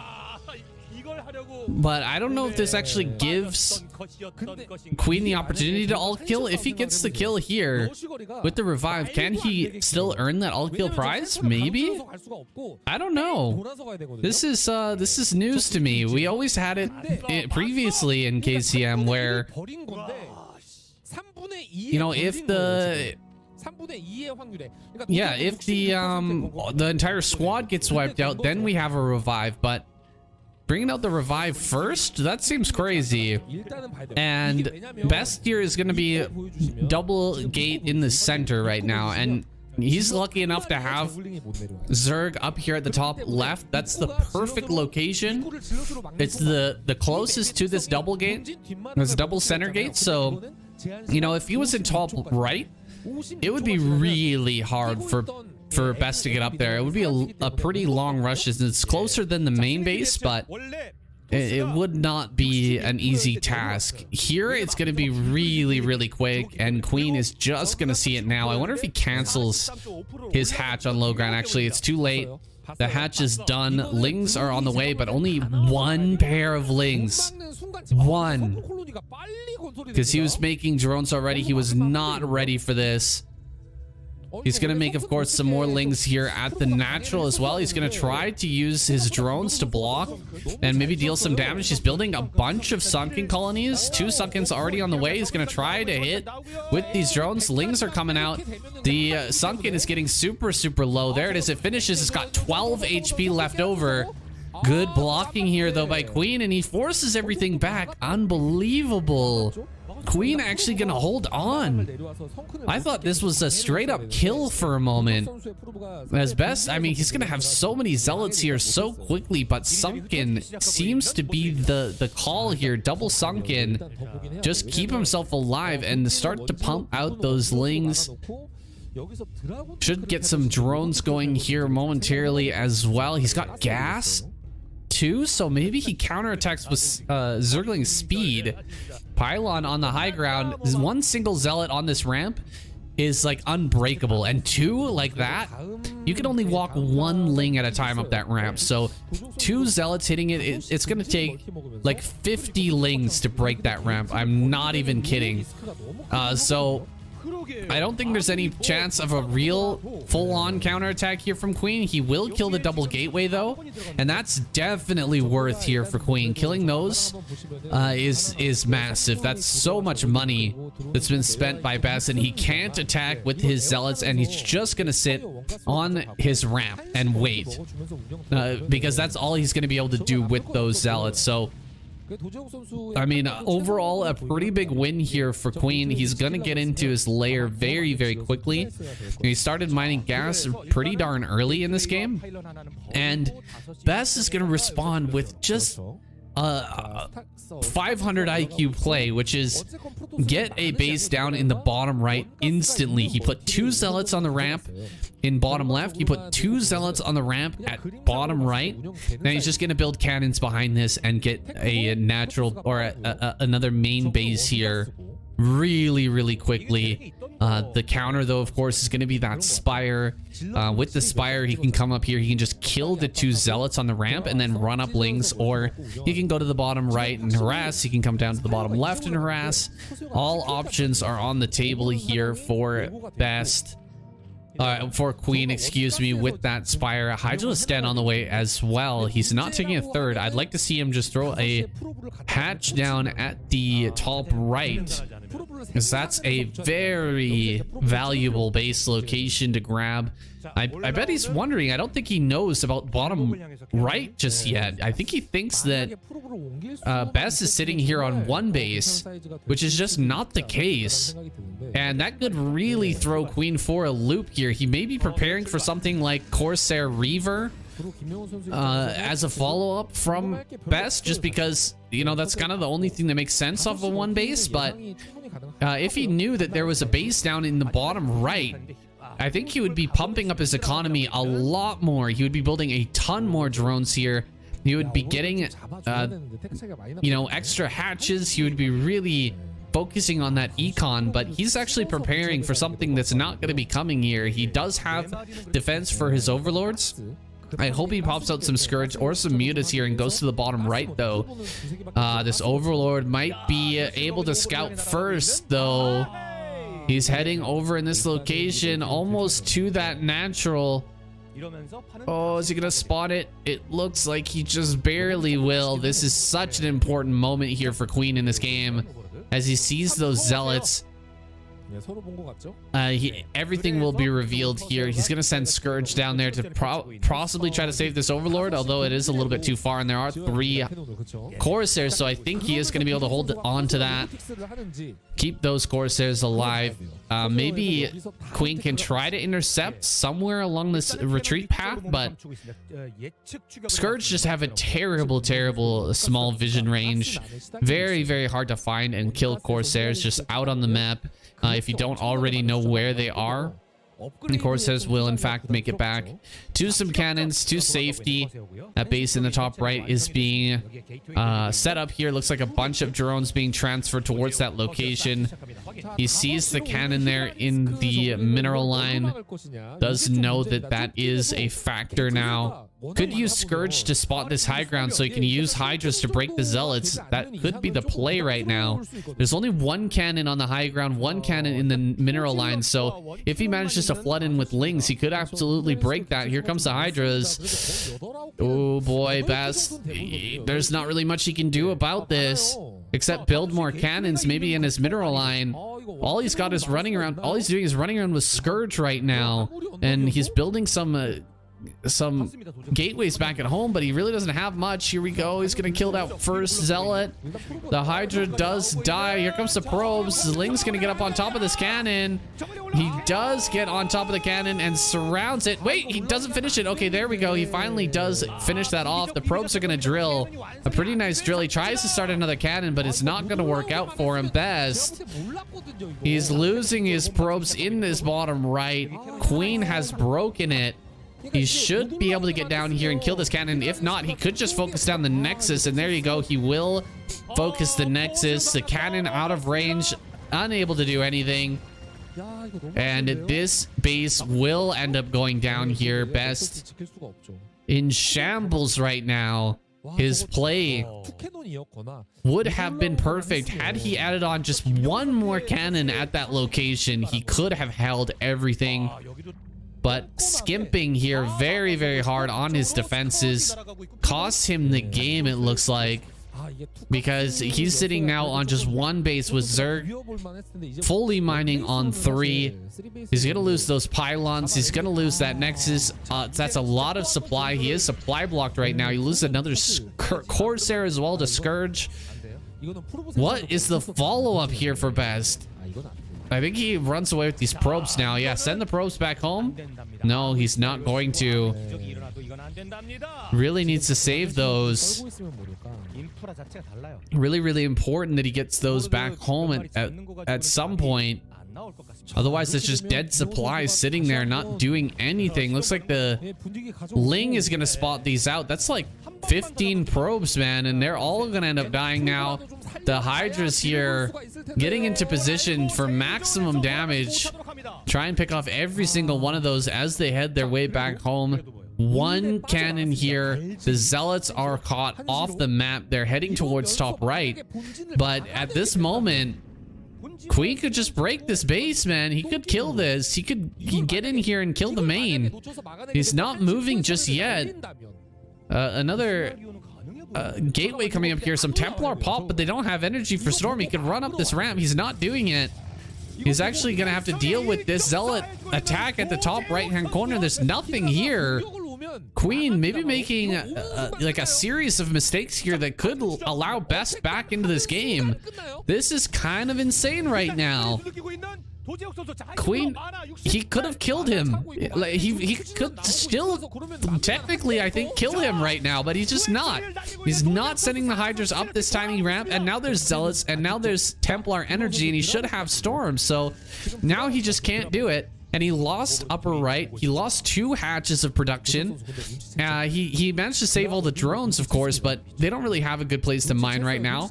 Some Overlords coming into the back here. They're just spotting out to see if there's an extra base. So he has dropped. So maybe he can drop here into the main and deal some damage. The probe saturation is pretty ridiculous. If there were some lurkers in here, they could deal a lot of damage. What is this? What's in here? He's gonna drop Hydras, dropping them right on top of the mineral patches. So the Storm, oh my god, Best killed so many of his own probes, man. Oh my god, he's gonna kill even more of his own probes. Storm, we're gonna have another Storm here. Zealots are gonna be able to clean this up, I think. There are only 3 or 4 Hydras left, but they drop behind the mineral patches. Does he have a Storm for this? I don't think he does. Otherwise, he would have thrown it down already. Oh my god. Queen. So good here. This move is just incredibly dirty. Dropping the Hydras behind the minerals. Giving the Protoss player a taste of his own medicine right now. Looks like he's gonna mine from this mineral over here on the right-hand side, but there's almost no chance left for Best at this point. He's just not getting any money income. And 6 lurkers are gonna be made. Okay, he cancels just to get rid of that cannon.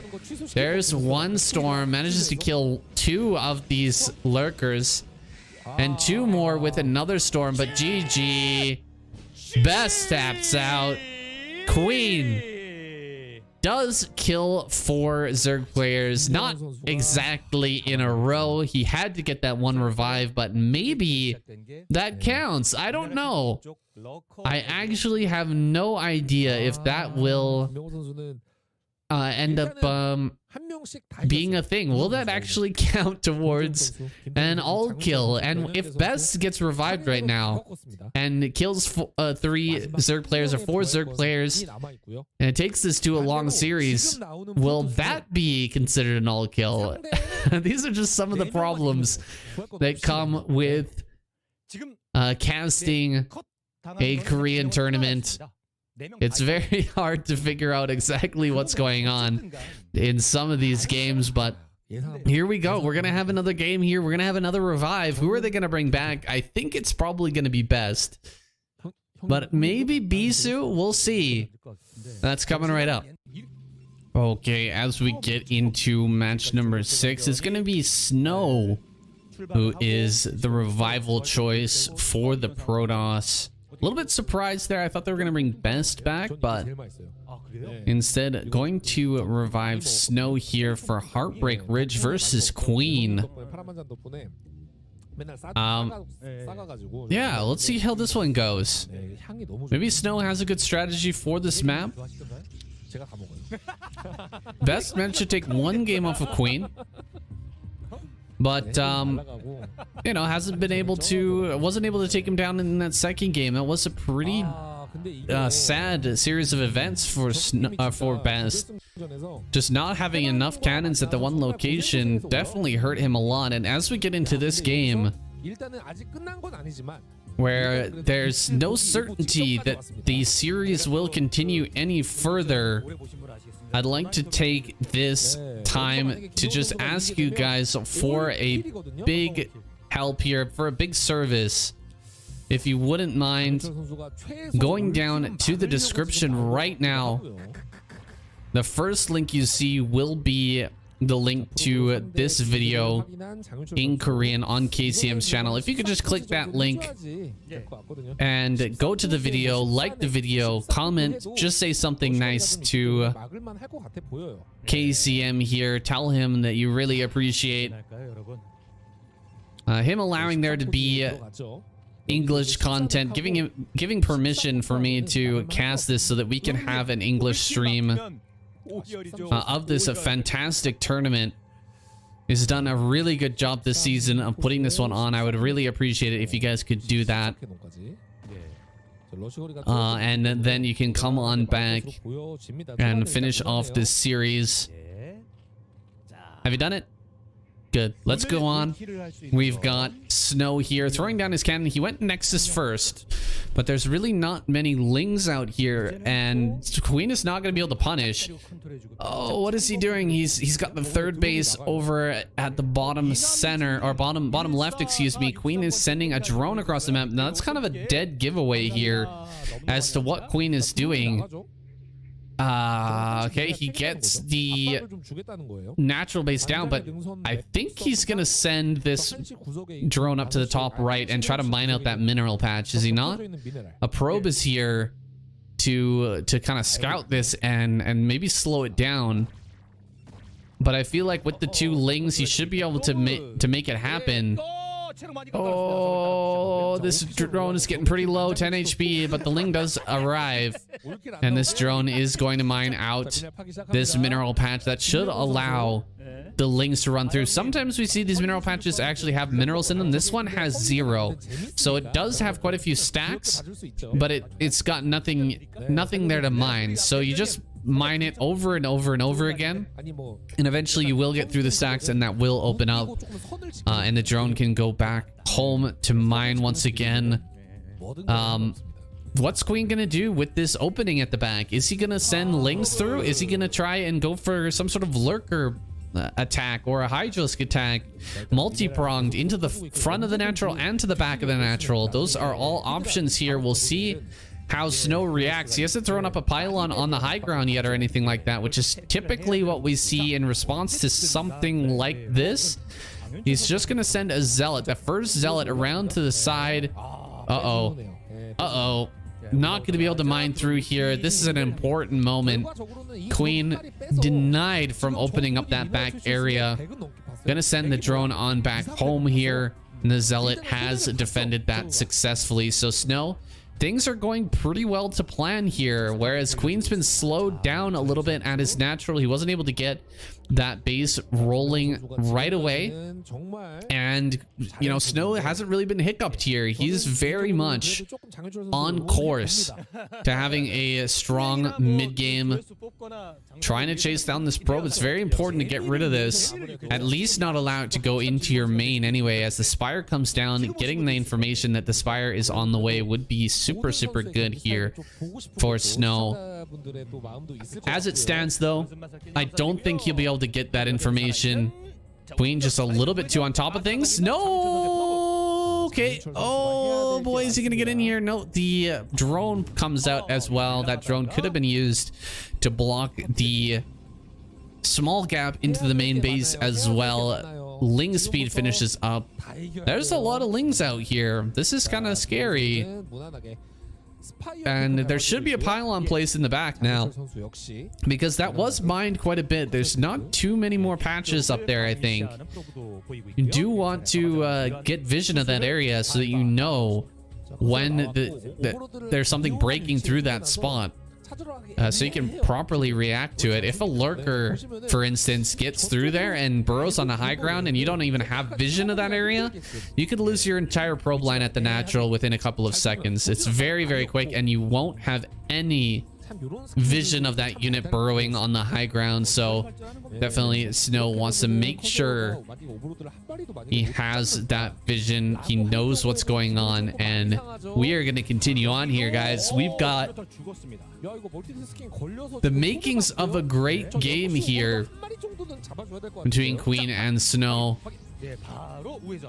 If he manages to win this game, it'll be only Queen who got to play today, man. That's a pretty good payday for Soma Shining Hero.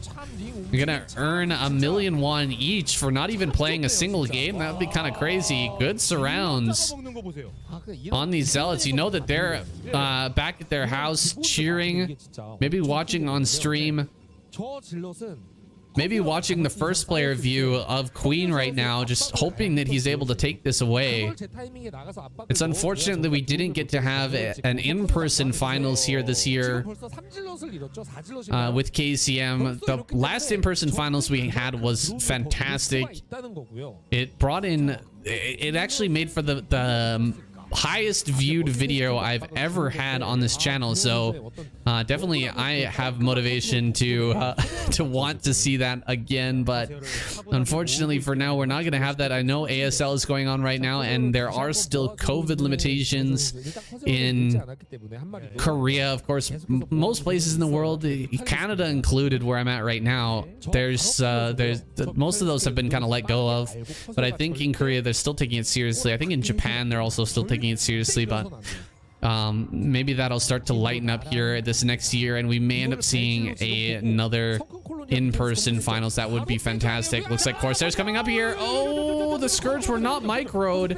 That was a big misstep from both players, but Snow actually gets the better end of that trade. Tons of mutas coming in here. He's spreading them pretty nicely, and he's bringing the Scourge forward as well. So the Corsairs have to run away for now.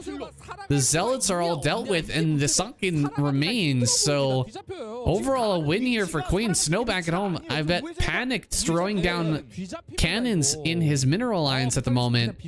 He really needs to get more cannons here. No cannons in the main. One cannon is nothing. You absolutely cannot hold on against this many mutas with just one cannon. Looks like a DT sneaks by. Oh boy. Okay, gets about 4 kills. 5 kills there in the natural. This pile, or this cannon gonna go down instantly, and the main base is kind of shot at the moment. You really can't do anything. More drones being killed here. 9 kills. Oh, he misses the Corsair there with the Scourge as well. Oh no, and more Scourge flying into their death. Not able to get any hits. There we go. He gets 1. He's maybe gonna pick up the Nexus. He's gonna spread and try to fight here. Not the greatest control from Queen. Not really engaging properly there. And the Corsairs end up pushing everything away. Wow. Drones being rallied across the map here. Queen just paying so much attention to those mutas. He's not watching his rallies here, and that Dark Templar with 9 kills still alive. What a crazy game this has turned out to be. I thought for sure Queen was going to break the main and just kill the Nexus, kill all the probes, but probes are pulled, Nexus is saved, all of the mutas end up getting picked off except for 3. And Snow is in a decent spot once again. This is crazy, guys. There's still a lot of drones here. There are still mutas on the field. The Hydra transition is underway now. That DT can slip into the natural once again. Actually, I think it's been picked off now. I don't see that little red dot anymore. Corsairs here are low in number, but the same can be said for mutas. I don't know how this goes here, man. This is a crazy game. The positioning here for Queen is pretty darn good. I don't think he can get through here. He's gonna go after the Hydra Den, but Hydras are getting a lot of free damage right now onto these Zealots. Zealots are gonna dive forward and jump on top of these Hydras. Archon is here as well. The Corsairs are doing huge damage. Lynx are gonna come in for the flank. Get absolutely wrecked here. Focus is down. The Archon will actually clean up these Zealots and force the rest away, but so many overlords have died here.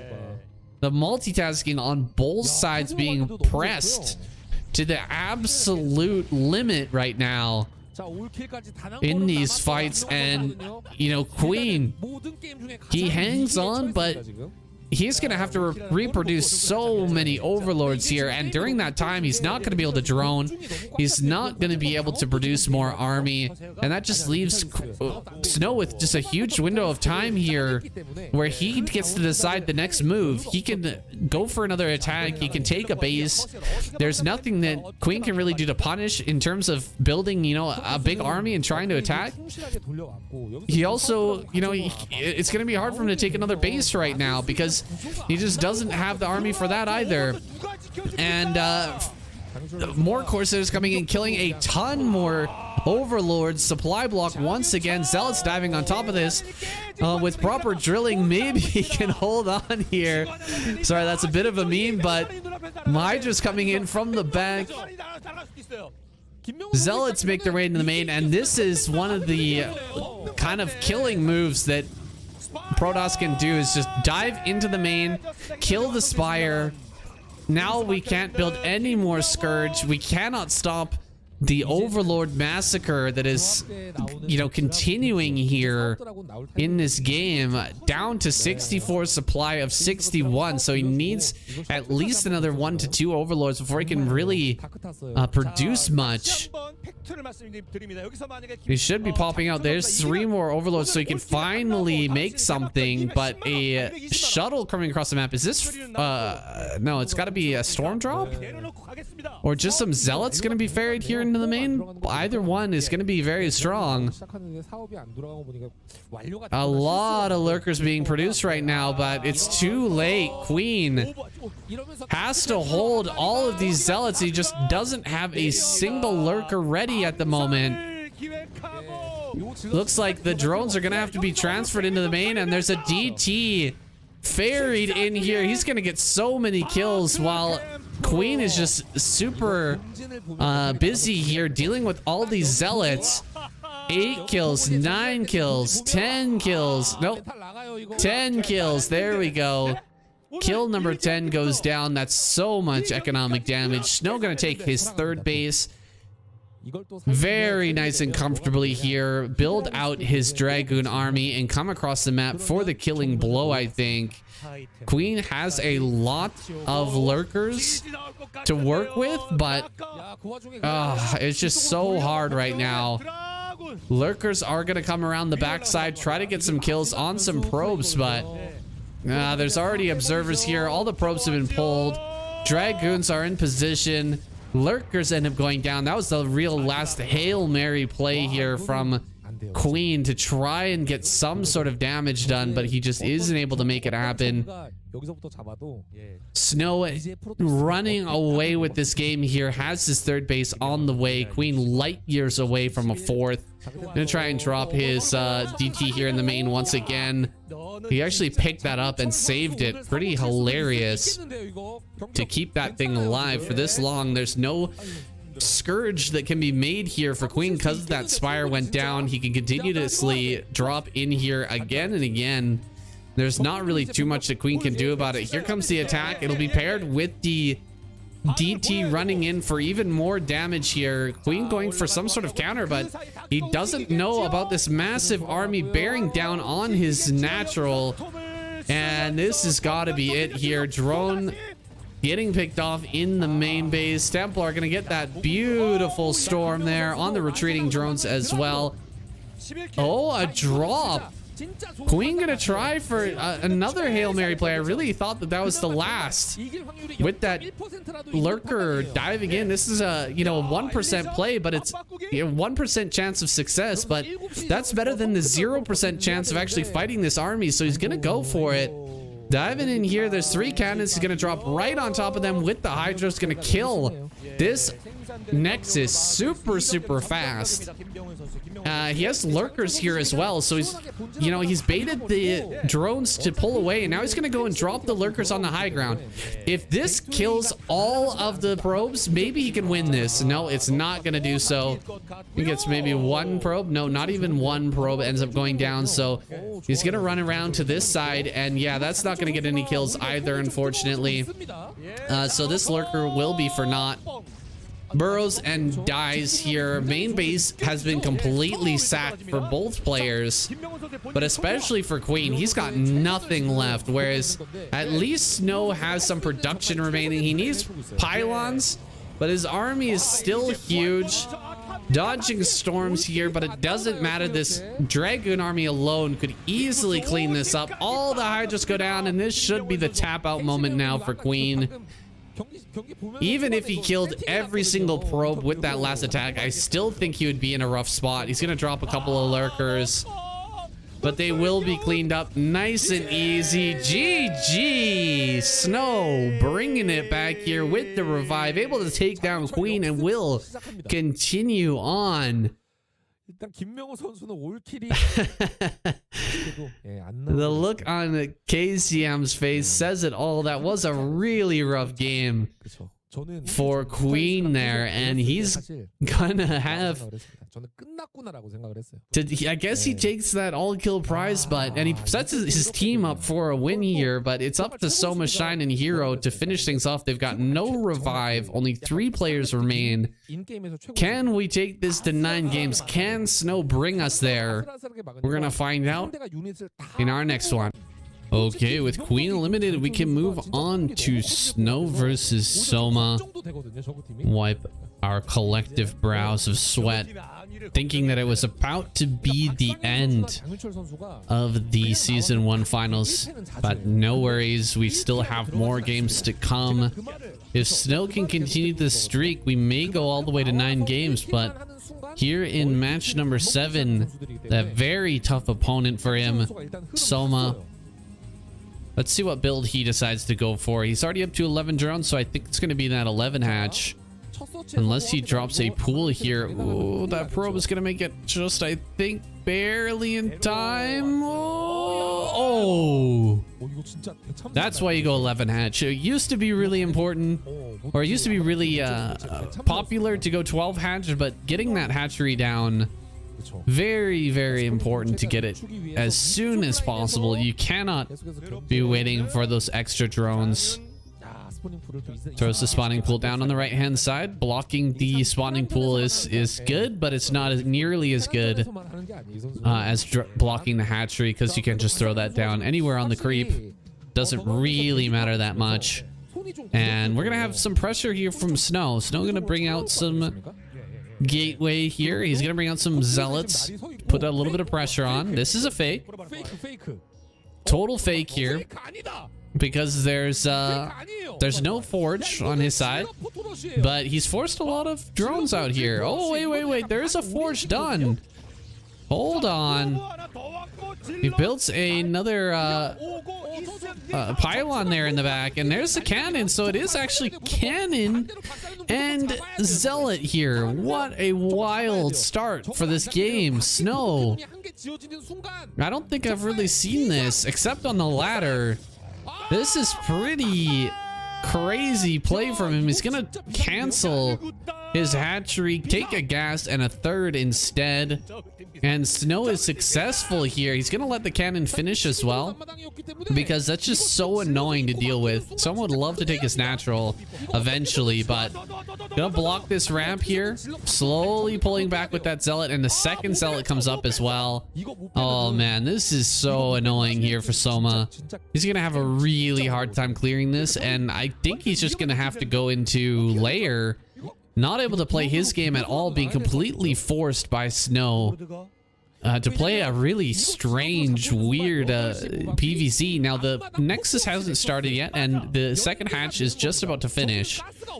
So there still is a chance here for Soma. If he didn't have that drone out on the map in order to get that that extra hatchery, this one right here, I think he would just be 100% dead. But as it stands, he could get some mutas out here. He could possibly break this ramp. He is going to bring some drones up to try and get some drilling going on there, and he does manage to do that. He forces the zealots back, can dive on top of that probe, get over here and prevent the third base from going down. Just gonna leave a couple of lings over this location.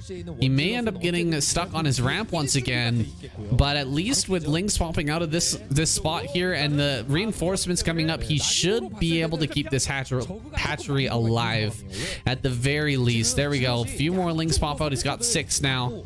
6 lings versus 2 zealots should be a walk in the park here for Soma. He's done a good job of splitting his lings right now, because it's a very difficult balancing act that you're forced to do in this position. Soma, he has to keep enough in his main base to prevent those 2 zealots from running in, and he has to keep enough over at this location in order to prevent Snow from killing that hatchery. Now, Ling speed might be just about done here, and if he gets Ling speed and runs across the map, maybe he can slip by these zealots and get on top of that cannon. Maybe swing the game into his favor. He does have a spire on the way. More Lings are popping here. Couple of drones at the natural, I guess. The second base. It's not really in the natural location, but it is his first expansion here. He's kind of hiding the lings right now, kind of baiting these zealots to come out and try to kill a drone, and now he's done it. He's gonna pull the trigger. Immediately goes after these zealots. Unfortunately, they do manage to kill that ling that was running in behind, but he does get a few more in the back and surrounds and kills those 2 zealots. That's a big moment there. Now Soma can finally start to mine from that location, kind of more casually, more efficiently here, without the worry of zealots kind of picking off those drones. Another pylon coming up here in the natural. Cannons in the main. He knows that mutas are a possibility, and there's 400 gas in the bank. There it goes. He spends all 400 for 4 mutalists that are now on the way. Let's see what kind of damage he can get done with that. At least he should be able to stop more zealots from coming out, at the very least. Maybe he can dive on this cannon and just kill it with mutaling.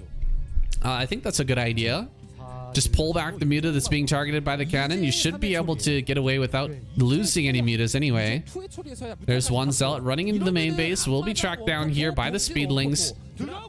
Dragoon out here. Just a little bit of extra anti-air to help him deal with these mutas that are coming across the map now. Those 4 heading straight over to the main base now. We'll see what kind of damage they can get done. I don't think it's going to be a lot. There we go. Coming over towards the cannon. He really does need to pull back the muta that's being targeted. Oh, is he going to lose 1 muta? Oh, he didn't pull it back. That's unfortunate. Loses 1 muta to just a cannon there. And Snow, I mean, he's got to be feeling good right now. He knows the tech. He killed one Muta already. He's forced Soma into such a weird position here where he's just now getting his natural hatch. And his just overall drone saturation is not that good. He's got the moving shot on the Corsair here. One Muta's gonna go down here in just a second. He's trying his best to micro his heart out and kill off one of these Corsairs, but really great play from Snow. Just pulls away the damaged Corsair, can allow those shields to heal back up, and I don't see Soma's way back into this game. Maybe a bunch of Scourge gonna pop out here and try to go for a bust. No, he throws down another hatch, so eventually he'll be getting into, you know, 5-6 hatch Hydra and try to play it out in that manner. He's got some Scourge here with his Mutas, looking for an opportunity to dive upon those Corsairs, but 4 are here now, and that number is going to continue to grow. We'll see a big Zealot Corsair move out here pretty soon, and that could just be the killing blow, as Soma just does not have the economy, does not have the production right now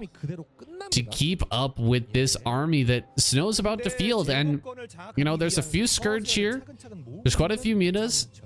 If the Scourge don't get amazing connections, the Corsairs clean up the Mutas. The Corsairs clean up the Mutas, and the Zealots clean up everything else. So he's really got to get those good connections. He has to catch this move out as it's coming.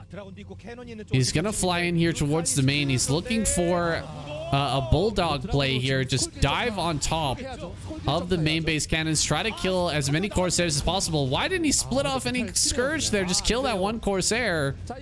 He's chasing down the main group of Corsairs here. Can't actually get some hits. The Scourge are so buggy. They do not want to connect, and Snow just sends out his Zealots across the map. We'll see what kind of damage he can get done in the natural. Wow. Scourge are so annoying. They don't want to blow up on anything. That's your one job, man. Hit those Corsairs and kill them, but he just can't seem to make them connect. Bunch of drones go down here in the natural. The two Sunkens get picked off, and oh no, he's gonna let this Dark Archon or Dark Templar into the main base as well. He really should have focused that down with the Mutas. That's the first priority, but he's going after the Dragoon there, and now he's gonna lose, I think, his Spire. Spire is under a lot of threat here. Only 2 Zealots, but they do deal a lot of damage. Dark Templar coming into the natural. 1 kill. Does get picked off by the drones though, and Soma will hold for now. Crazy game here. I think though Soma's still in a rough spot here. He is going to look for another sort of bulldog attack here. Maybe dive in and kill as many Corsairs as he can. Go after the main once again, but Snow sees this. He sees all the Mutas. He sees a whole bunch of Scourge out here. He tries to take a third base, but Muta's on top of that probe, picking that off. What do we got here? 8 Corsairs plus 1 armor is done. This is the moment here. Can Soma get the connections that he needs, that he desperately needs here to deal with these Corsairs and prevent Snow from moving out on the map with his Zealots and Templar? He's gonna make an Archon, so he's still afraid. He knows that, you know, Soma could get those connections and then they dive upon the Templar, just pick them off with the Mutalisk. So he's gonna make 1 Archon. He's starting to move out here. Just 1 Templar in this group. Here comes the Scourge. He is gonna push everything back, and right now, oh god, he's gonna get big connections there. 2 or 3 ended up getting picked off now, and Zealot Templar coming across the map. Can he actually dive upon the Templar? Just kill that Templar. It's so important. He has to kill that. Absolutely has to kill that Templar. A storm here would be so devastating. Here we go. Nice storm. Dealing with those couple of Scourge there.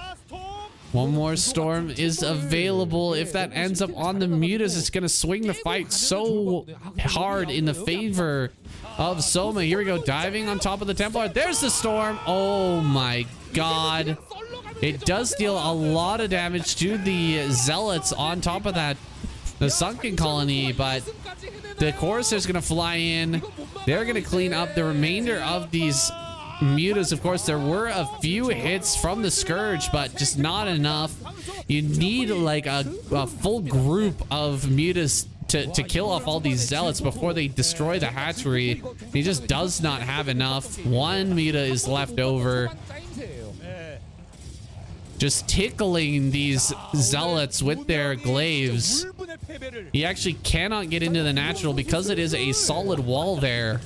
But the third base getting taken out, that should spell defeat here for Soma. And Snow is going to continue our series. Such a big win here. A boost for the Protoss. It felt like they were getting so annihilated by Queen. He was so dominant during our first 3 games, but now finally we've got some success here on the side of Protoss, taking down Queen and now Soma. Snow getting the ball really rolling here now, to where a comeback is really possible for Protoss. That base is now up, and there's really no chance for Soma to come back, although he will be taking another base. He's gonna try it, splitting up the mutas here, but those mutas are stacked, losing quite a few for almost nothing. One Archon for like 5 mutas. That is not a great trade. GG. Soma taps out, and Snow continues on. Okay, our next game on Retro gonna be Snow versus Hero. Snow down here in the bottom left, Hero in the top right. Cross map position. It was a pretty wild game there. Game number 7. Now here in match number 8, we'll see what Hero can bring out here. Try and take down Snow, secure that victory, which Queen has set them up for so nicely. Or will Snow be able to reverse sweep here, get himself an all kill? Definitely, if Snow manages to take down Hero and Shine, he will absolutely earn himself that all kill. So we've got the hatchery here on the way. I'm surprised that Hero wanted to go for an actually 12 hatch. He went 12 hatch here, which is even harder to hold on against something like a cannon rush. Or maybe cannon rush is not really good here on this map. I'm not sure. I'm not a Protoss player, and I rarely ever deal with cannon rush on ladder because I always go overpool. It just feels way better. If you lose even a single drone in the early game, overpool is already better than an 11 or a 12 hatch. So I just feel like it's sturdier. Seems like Hero and the other Zergs, the pro Zergs, maybe they don't agree, but that's just the way I like to play. I don't like to deal with those shenanigans like we saw in the last game. Building a zealot and doing a cannon rush is just so dirty. But one zealot coming across the map here. No forge just yet. Right on into Nexus. He sees the quickness of that hatch, so knows immediately he needs to get his economy rolling. That zealot not coming into the main base, instead heading over here to the third, waiting for a second zealot to arrive so that he can deal more damage and hide the fact that he's gone zealots here, because as you can see, Hero has not scouted yet. He doesn't know what Snow's doing here. He's gonna come into the natural with 2 zealots. That's the first thing that Hero's seen aside from this probe, and he will have to bail out of the natural We'll see what kind of damage he can do with these two zealots. Blocking the ramp for now, but lings are here. Lings are patching in the natural as well. Only 4 lings here in the main. Drones could definitely end up dying here. He's gonna run behind the mineral patches. With all of those lings popping out, he wouldn't be able to do too much, so he just hides these units. Will try his best to trade efficiently here against the lings. Back at home and getting his wall up set and his probes transferred. Actually, a little bit late on transferring these probes. This is not good. Look at Snow's base right now. He's got no probes at the natural. And he is doing a great job of microing here, but eventually those do get cleaned up. Layer is on the way here. Drones are on the way at this location. Where are the probes? He's just building probes here at the natural, not really transferring. Maybe they did arrive now. But more zealots are heading out on the map here to put on that additional pressure, force some more lings out before the eventual transition into layer tech. Lings are going to come forward. They spot the 2 zealots coming here. That's a great scout.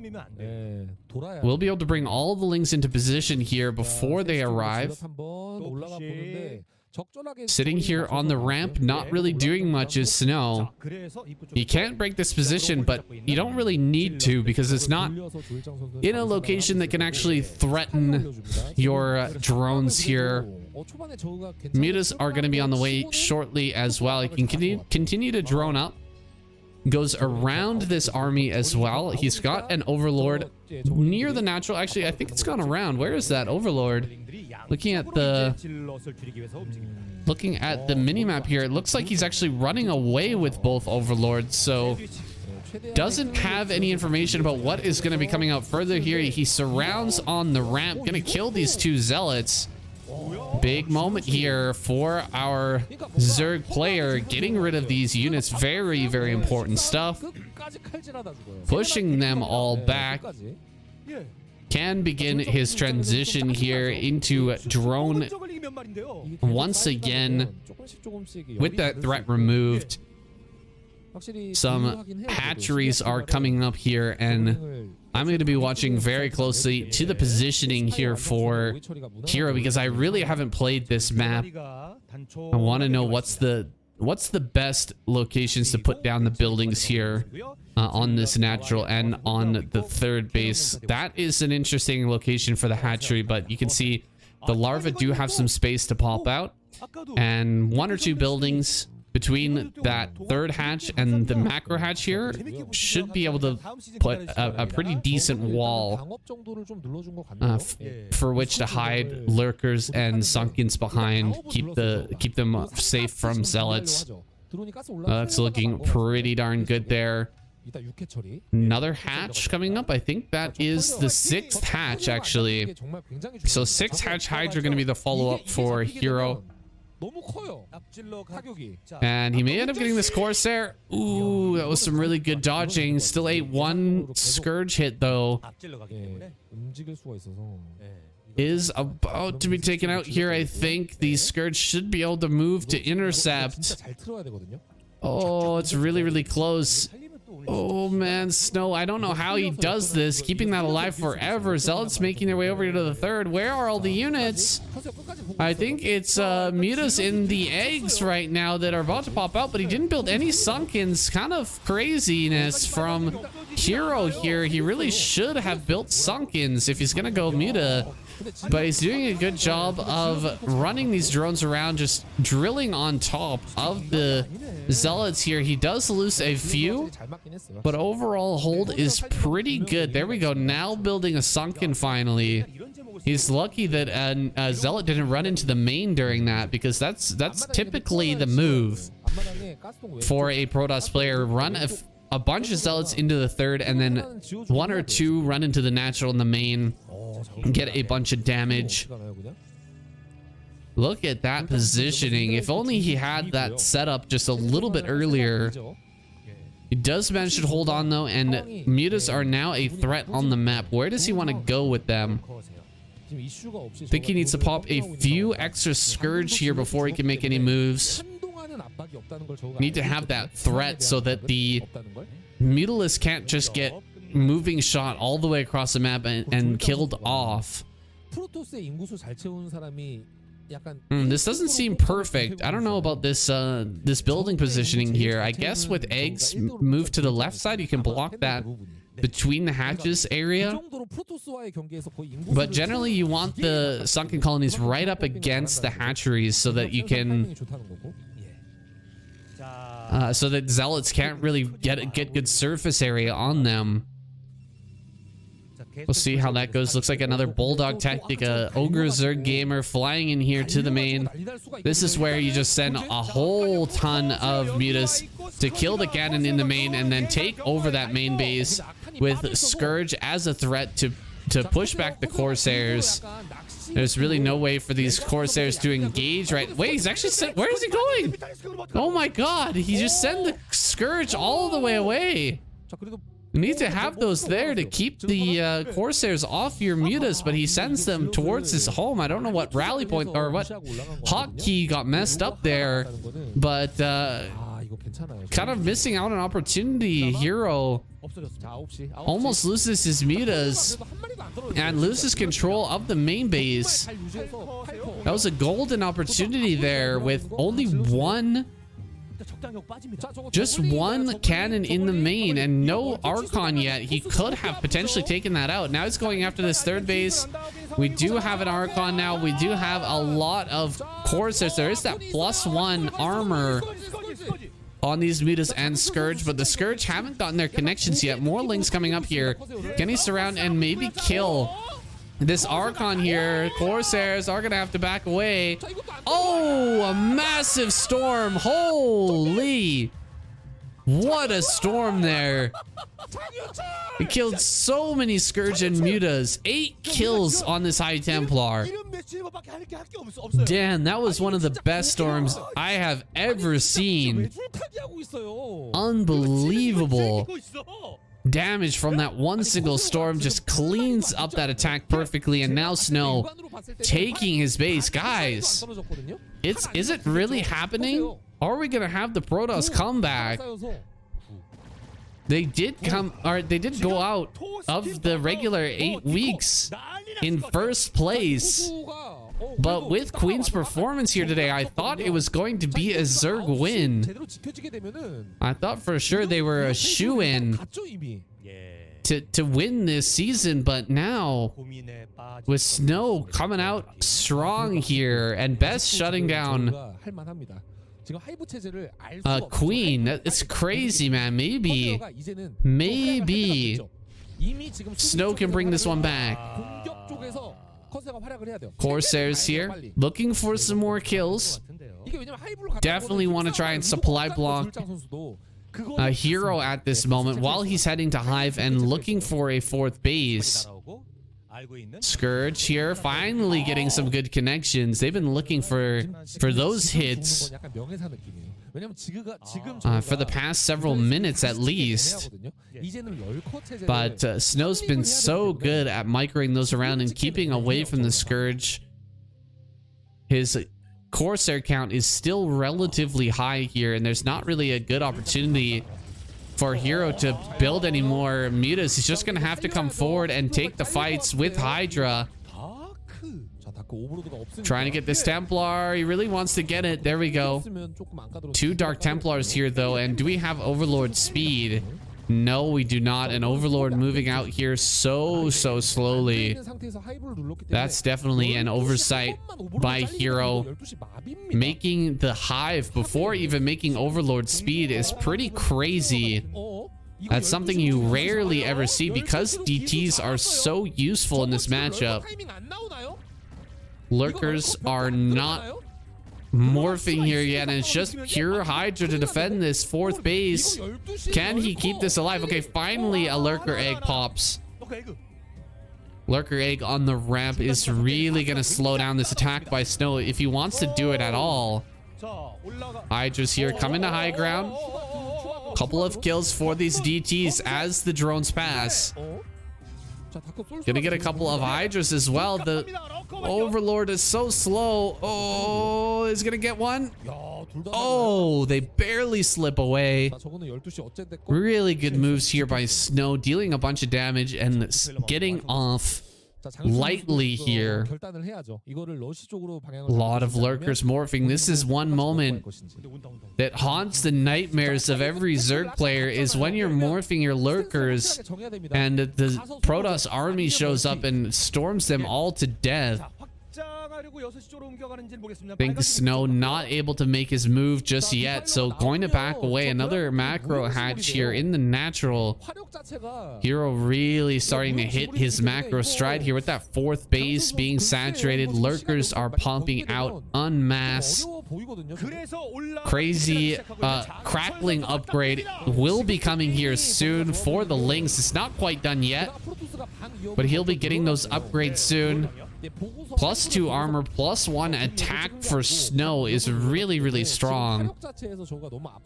To just the +1 armor, +1 attack for the range on Hero. I don't know if he even has a single attack upgrade for melee just yet, because with 2 armor, those melee attacks from the Lings are going to be so weak. Here comes some storms here. Those lurkers are so stacked. He won't be able to get the storms on them, though. Look at that. He could have hit 5 lurkers with 1 storm there. They were just all on top of each other. Instead, he heads up here towards the top left, and Hero just going to take another base in this area. Wait, his lurkers are retreating. Maybe he doesn't want to take top left just yet. Instead, content to sit on 4 base, whereas Snow is taking his own 4th base right now.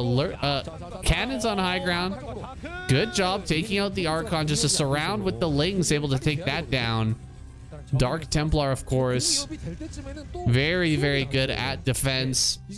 Those small groups of Lings and Hydras that try to break those bases can be absolutely denied by a single Dark Templar, especially if it's on a ramp. That's one of the funniest things, or one of the saddest things, depending on what race you're playing, is when you send a huge group of Hydra Ling to go kill a base, and there's just one DT sitting on the ramp, and you just can't do anything at all. It's not like Protoss, where even if you don't have detection, well, you can throw down storms. At least you can kill a few of those units. It's not the most efficient, but as a Zerg player, you really can't do anything.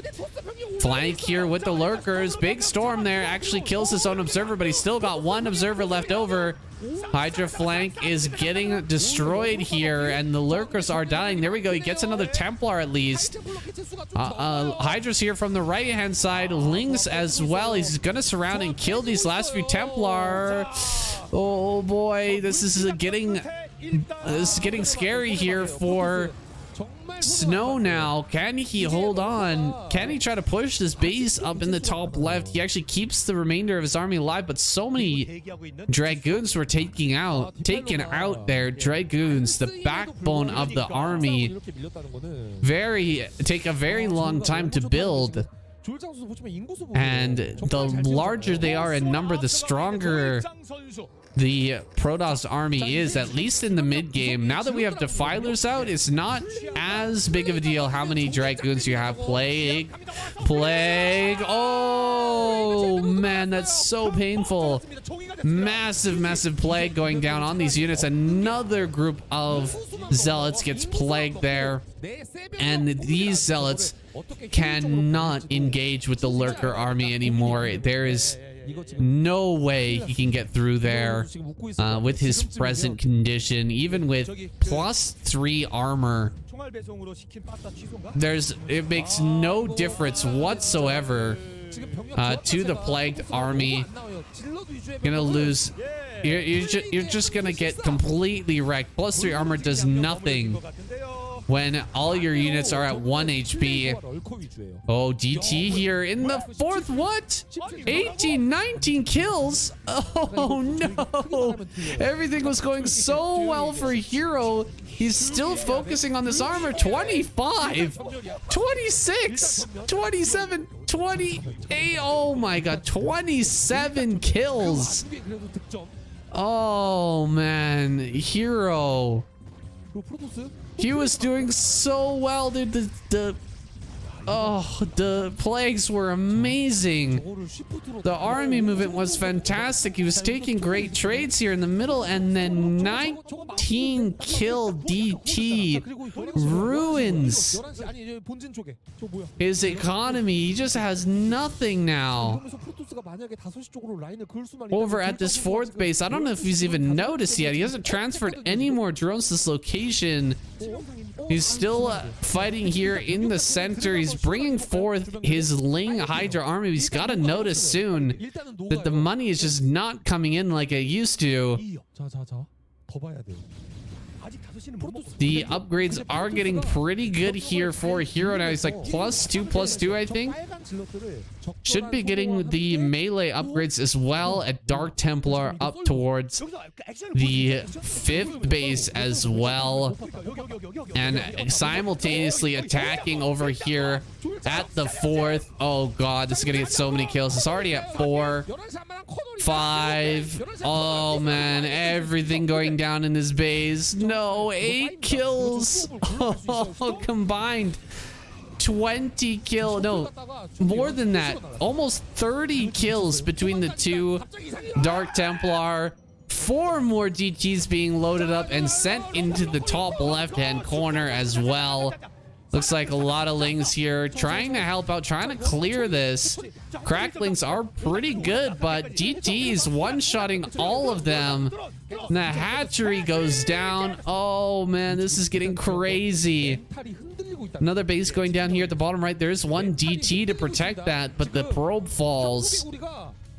Man, what a crazy, crazy game from Snow. He was looking to be in such a rough position right up until that DT came in and did amazing work in the 4th base.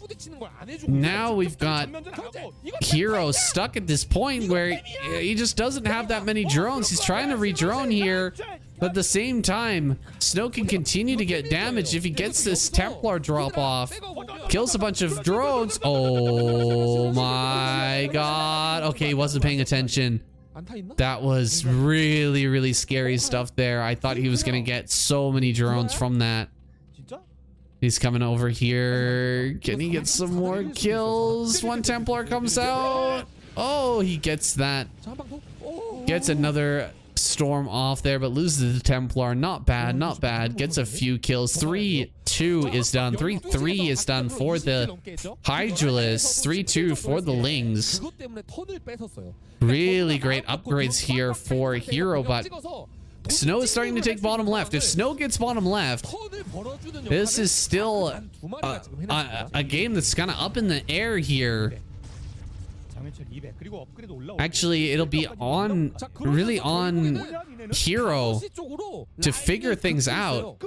If he manages to get that base. Oh, the Defiler gets sniped by 2 Dark Templars. Really good move. Where is he going to go with this army? He has to deal with bottom right. He's got to get down here and actually stop this base from going up. More and more lurkers being produced. Defiler's here. Gonna throw some Dark Storm down. Storm on a bunch of those lurkers, dealing so much damage. Another great storm there. Lurkers stacked up way too much. We get stormed to death here. Small groups of units is the way to go. Try to get some plagues off. Try to snipe some Templar before the main attack. You just cannot eat, 5 to 10 storms on top of your Lurker Hydra army and expect to win that fight. There's got to get in here and deal some damage. Try to pick off some of those high-tech units, those expensive units, before the battle actually happens. But meanwhile, while he's doing all of that, Snow is continuing to grow on the map. He's continuing to take bases and grow into the bottom right-hand corner. He's getting Reaver Tech as well, going into the very latest stage of the game. Here comes Snow, gonna come forward. force a little bit of a fight on top of the rally and throw down some really good storms here to get some value. There's another great storm onto a ton of lings and those overlords as well. This army is getting really teched out now for Snow, with about 5 Archons mixed in here, a few High Templar and some Dragoon plus Zealot. This is our great roaming army that can just show up, take a fight, throw down a few storms, and back away without, you know, without risking anything really. Maybe losing, you know, shaving off a few zealots here and there, but all the Archon shields will regen, and they really can't be surrounded by lings. If you just dump, you know, 3, 4, 5 control groups of lings into this, the Archons plus the storm will just eat that right up. You've got to take a good engagement with lurkers and lings combined together. With a few hydras as well. Otherwise, they'll just get eaten alive. As you can see with those Archons, their splash damage is so good.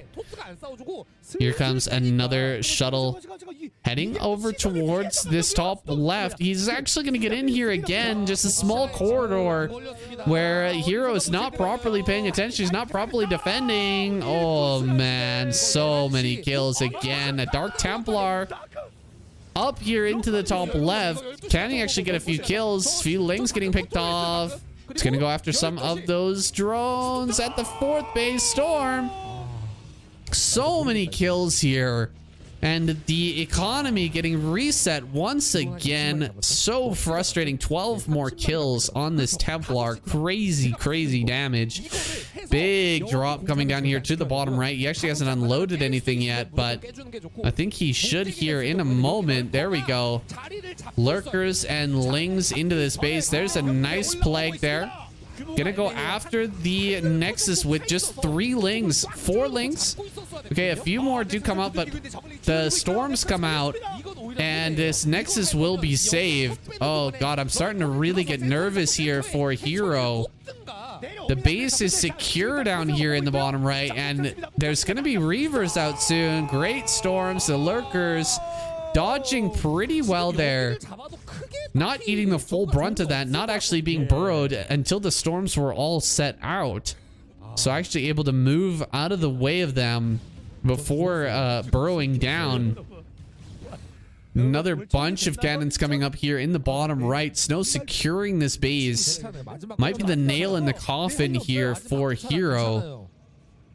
Getting some upgrades here for the shields as well. He's got that first shield upgrade. I expect more to be coming here because it just benefits the Archons a whole lot to have that upgrade, and also Plague just ruins the cost efficiency really of the armor upgrade. So you kind of need something to mitigate damage from the lings and hydras at that point. Lings, hydras, and lurkers. Looks like Hero spreading out here. I don't see any defilers with this army, so he's got no opportunity to plague, and storms are just constantly whittling this down. He's gonna take the center. Oh my god, taking the center. We've seen this play out before, but Protoss has this fresh base in the bottom right. He's got so much money, and the Reavers are on the field ready to start ripping these lurkers apart here. A few Archons coming forward. He's probably just going to kill this hatchery and be done with it. Here comes an attack over towards the bottom right-hand corner. Storms coming out. Reavers doing so much work here. A ton of the heavy lifting of this defense being left to the Reavers right now. And it's time to actually get Reaver damage and the upgrade for the amount of scarabs you can have as well, because Reavers are going to be worth their weight in gold at this moment, as mostly what Hero's been able to field is just Ling, Hydra, and Lurker.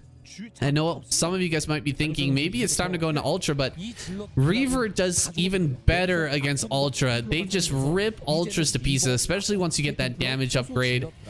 the armor just does not matter. If you're dealing like 200 damage with the Scarab, I actually can't remember how much it is now. Is it 200? Is it 250? I actually don't know, but it deals so much damage that the armor of the Ultra just does not matter. You know, if it's 200 damage and it's minus 5 or minus 7 armor, it's like whatever, you know, 193 damage instead of 200. So it really punishes ultras so badly. Really, you have to stick with Hydra here. You have to get good plagues. You have to spread lurkers, and you have to do big things like this. Drops into the bottom right hand corner. Here comes the Reavers. Where is he gonna drop them? Dropping some Hydras on top of them could be really good. Ling's coming forward, but the Reavers get picked up once again. There's no Defiler here. He needs a Defiler. Oh man, he is gonna get the Nexus actually, but Snow will clean this up, and there's no real opportunity right now for Hero to take this bottom right. He needs to kill this base and take this base. He actually dropped a drone, so maybe he was planning to take that over, but it's just not gonna happen here. Snow is gonna retake that location and continue on the path of defense. No more attacks here from Snow, I don't think, unless we get to, you know, the very, very end game between these two, where eventually he will have to attack. I think Snow just needs to sit back here, sit back, keep on casting storms, keep on making the best use of those Reavers as he can. Middle of the map being taken. That's not a gas base, but it's still got a lot of minerals to mine from, so pretty worth here for a hero who's running out of places to mine on the map. We may see a completely mined out game here, guys. This is getting crazy. Great Scarabs there, killing off a ton of Lings, just running in from every side. Lurkers rushing forward here, gonna cut off these Archons here. Great shots again from the Reaver. Snow just such a genius when playing with that unit, pushing everything back here. And my god, I don't think Hero can do it, man. I don't think he can get over here. He's running low on minerals. He's starting to mine out in the upper left. He actually hasn't taken the gas in the upper left, so saving that for a little bit later. That's still a lot of gas to be mined. Greater Spire is done. He's gonna go for Guardians here, try to break one of these positions. Now Guardians are not good against Protoss for the most part. They're not good in big fights. Their damage is just mediocre at best, especially with no upgrades, and they can get stormed down super easy. But in this fight here, where we've got really heavy Reaver and entrenched positions, maybe a bunch of Guardians coming into the bottom right hand corner could break through. He could actually break this base and, you know, run in, kill all the Templar, and just defeat the cannons and then go for a drop. If he drops that location with a bunch of lurkers and gets on high ground after the Guardians have cleared things out, maybe I see a way that he could actually break this and take that away from Snow, actually start to mine off of that location. Here comes all the Guardians. He's got to spread these out. That is so many Guardians. I don't think I've ever seen this number of Guardians against Protoss ever. Here comes the Archons. Oh god, the Archons. He needed to drop actually underneath the Guardians and keep them safe from the Archons, but he drops here on top of the cannons and Reavers. The Reavers clear everything. The Guardians are going to come back forward. They will kill all of the Archons, but man, he really needed to keep his drop, all the stuff in these drops alive to help him break through. Oh, High Templar is going to come up now. Psionic Storm landing on a bunch of these Guardians. The Archons are going to run forward along with the Dragoons and finish these off. That was so many Guardians. I think that was like 20 Guardians that just got picked off there. 2 more Storms is going to end them. And Snow hangs on to the bottom right. You can see Guardians, man. Guardians, man. They are just not that good in this matchup. They really have a very limited time and place where they can be used effectively, and you know, not a lot of players practice with them because it's such a strange and kind of crazy scenario where they actually end up getting used. So you know, can't fault Hero here for not attacking efficiently into that location. Lurkers running up on top of everything. Storms crushing a massive amount of Lurkers and Lings on the front line. And Snow just backs away after spending all of those spells. God, it's so inefficient to try and take a fight against this Protoss army in particular.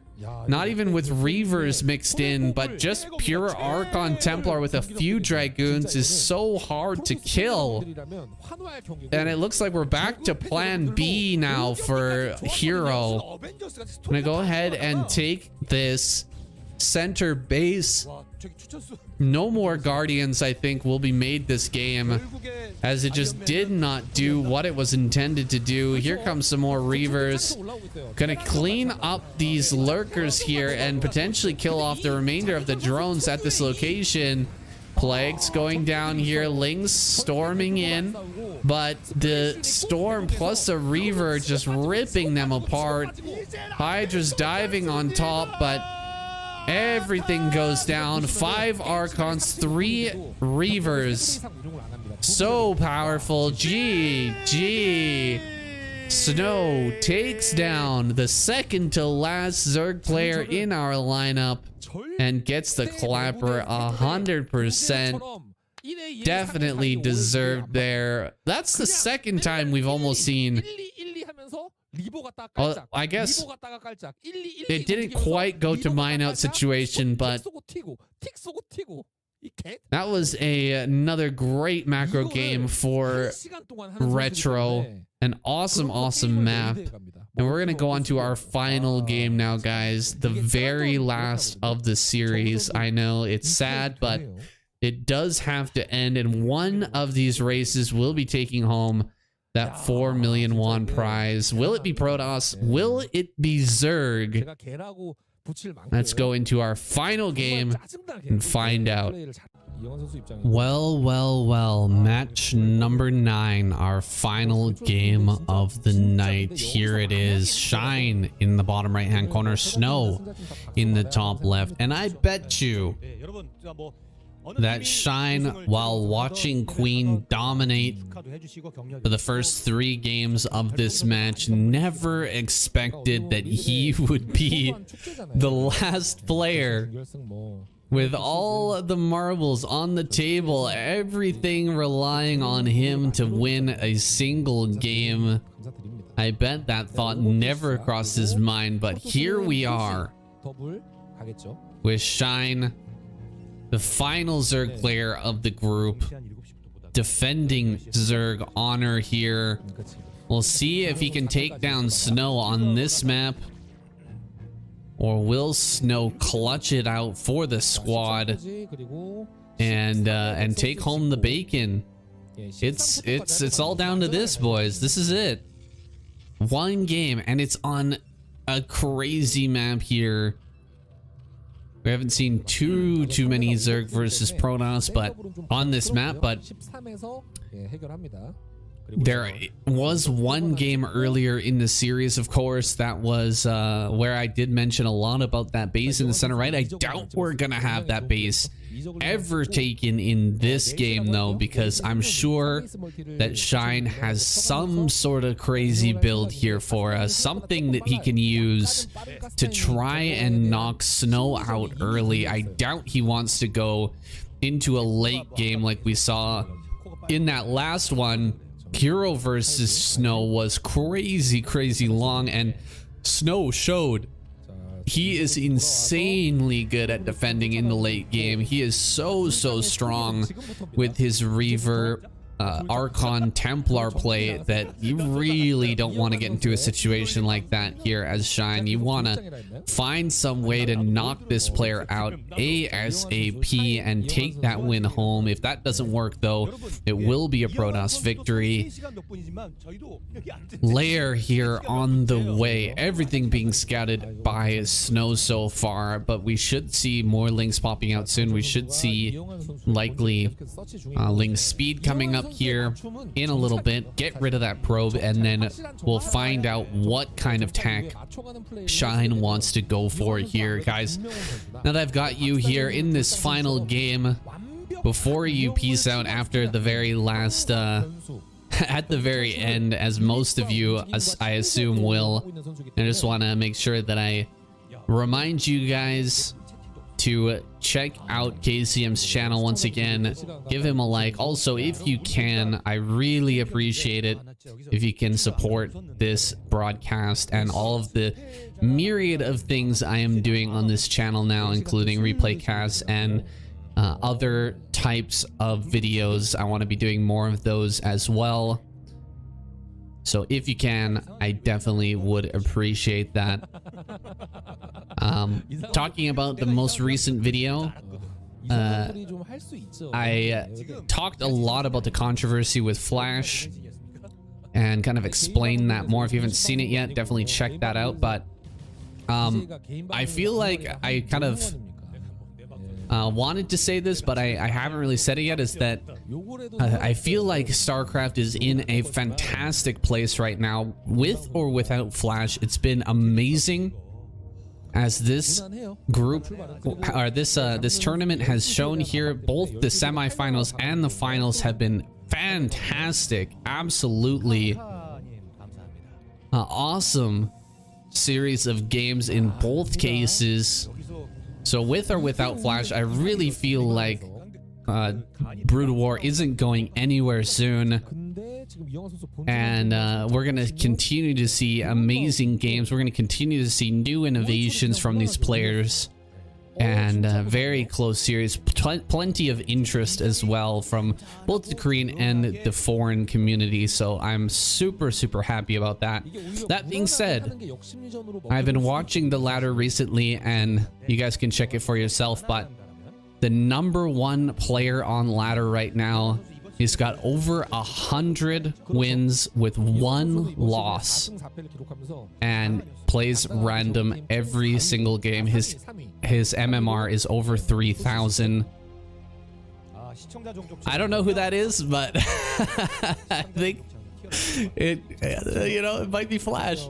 It could be Flash. Yeah, it also could be a drop hacker. I haven't watched all the games. I saw that some of them were quick, but other ones, went long, and maybe I'll check it out. Download a few of those replays, or kind of check them, see if we can maybe put one on the channel. Maybe I'll just take a look. But I think Flash might be out there. He might be practicing, and he might be coming back in the next ASL, and that's very exciting. So I just wanted to put that out there. Here we are in this game. We're going into a Hydralisk rush, and Shine is doing something very sneaky right now. He's moving his Hydras around the left side. Now, I don't know what this is, but I'm assuming it's going to be some sort of lurker play. We have DT's heading over here towards the natural. Is going to spot out this one single Muta that's kind of sitting here and try to get into the natural. Here we go. A couple of lings here. Not going to slow him down very much, though. And running up into the main. Could end up dealing a lot of damage. Is there an Overlord in the main? No, there's no Overlords here. I think that Shine knows about this. Does he? He's not paying attention. Oh my god, he's not paying attention. He's losing so many drones in the main base. How did he not see this? How did he not see this? 11 kills, 12, 13, 14. This is going to be a quick one, guys. Shine is going to finally do his whatever build it is that he's doing. Four lurkers here at the front. Is there a storm? One more second. He's got the energy. There's the storm, but it kind of misses. It kind of whiffs here. Lurker's gonna run up into the natural. There's one Templar here. Robo's on the way, but all the cannons are dead. Oh my god, the DT is in the natural. It's killing every single drone in the game right now. 24 kills. 24 kills. Oh, he's killing the Robo here, but one cannon is coming up. There's one sunken colony that's keeping the rest of his drones alive. He's gonna get up this ramp. Oh, all the probes are going down here. One more storm. Oh my god, one more storm. There's still some zealots here. If he unburrows this, they're gonna die. Oh man, this cannon is gonna come up here. I think that Snow's done it. He's killed so much. So much has gone down. The robotics does fall. Second robotics here comes up in the main. Lurker backs away here from that cannon, finishing up. He will kill the natural here. He's gonna kill all this. Storms will be coming out though, and this DT with 24 kills. Are you kidding me? Oh my, hero DT here saves the day, and I think that's gotta be it, guys. Zealots coming across the map here. There is a sunken colony, and the positioning is not bad. Oh god, 26 kills. He's gonna go after the Spire. More drones are transferring into the main. They're gonna be victims here as well. Oh god, Shine, he just was not up to the task. He had to to bring this one, to close this one out. Just not able to make it happen. Look at the money that Shine has right now. 59 minerals, 7 gas. He's got nothing. Absolutely nothing. Just Zealot rallies from here should be able to kill him. He's not paying attention to his Hydras. I thought this was going to be the play that Zerg needed to win this series, bringing out Shine at the end. He should have a build that can win the game, and he probably would have won this game if not for this DT. Breaking the natural was massive. He should have gotten in there and just destroyed the natural and fallen back onto a clean 3 base. But as it stands, he's lost every single worker. He's lost his natural, his main base. His Spire went down. GG. Shine taps out, and Snow takes the win for Protoss. God damn that Dark Templar, dude. What a crazy turn of events there. Shine so focused on making that all-in work, he didn't notice the Dark Templar wander into his natural, kill 2 Lings, and just walk right past all those Overlords and that Mutalisk. Of course, there was no, a vocal warning there saying your forces are under attack, because they were hitting, he was hitting those Lings, but man, it really feels like if only he had built one sunken in the natural, or if he'd just been paying attention for a second when that DT was coming in, he could have won that game so easily. It was a smart build. Bag of builds gets taken down. Snow gets the clapper, and this tournament and this finals will go to Protoss.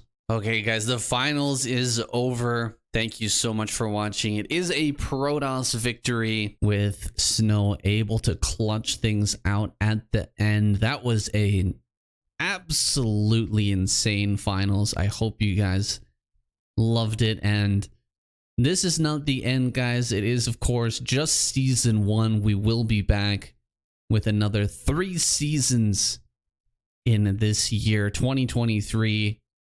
At least that's what I hope. But if it's not clear already, guys, this game, it never dies. It goes on living, because there are fans like you out there who continue to enjoy it. And there are professional players who still love to play it. So thank you so much for tuning in. I'll see you guys next week for season 2. Let's go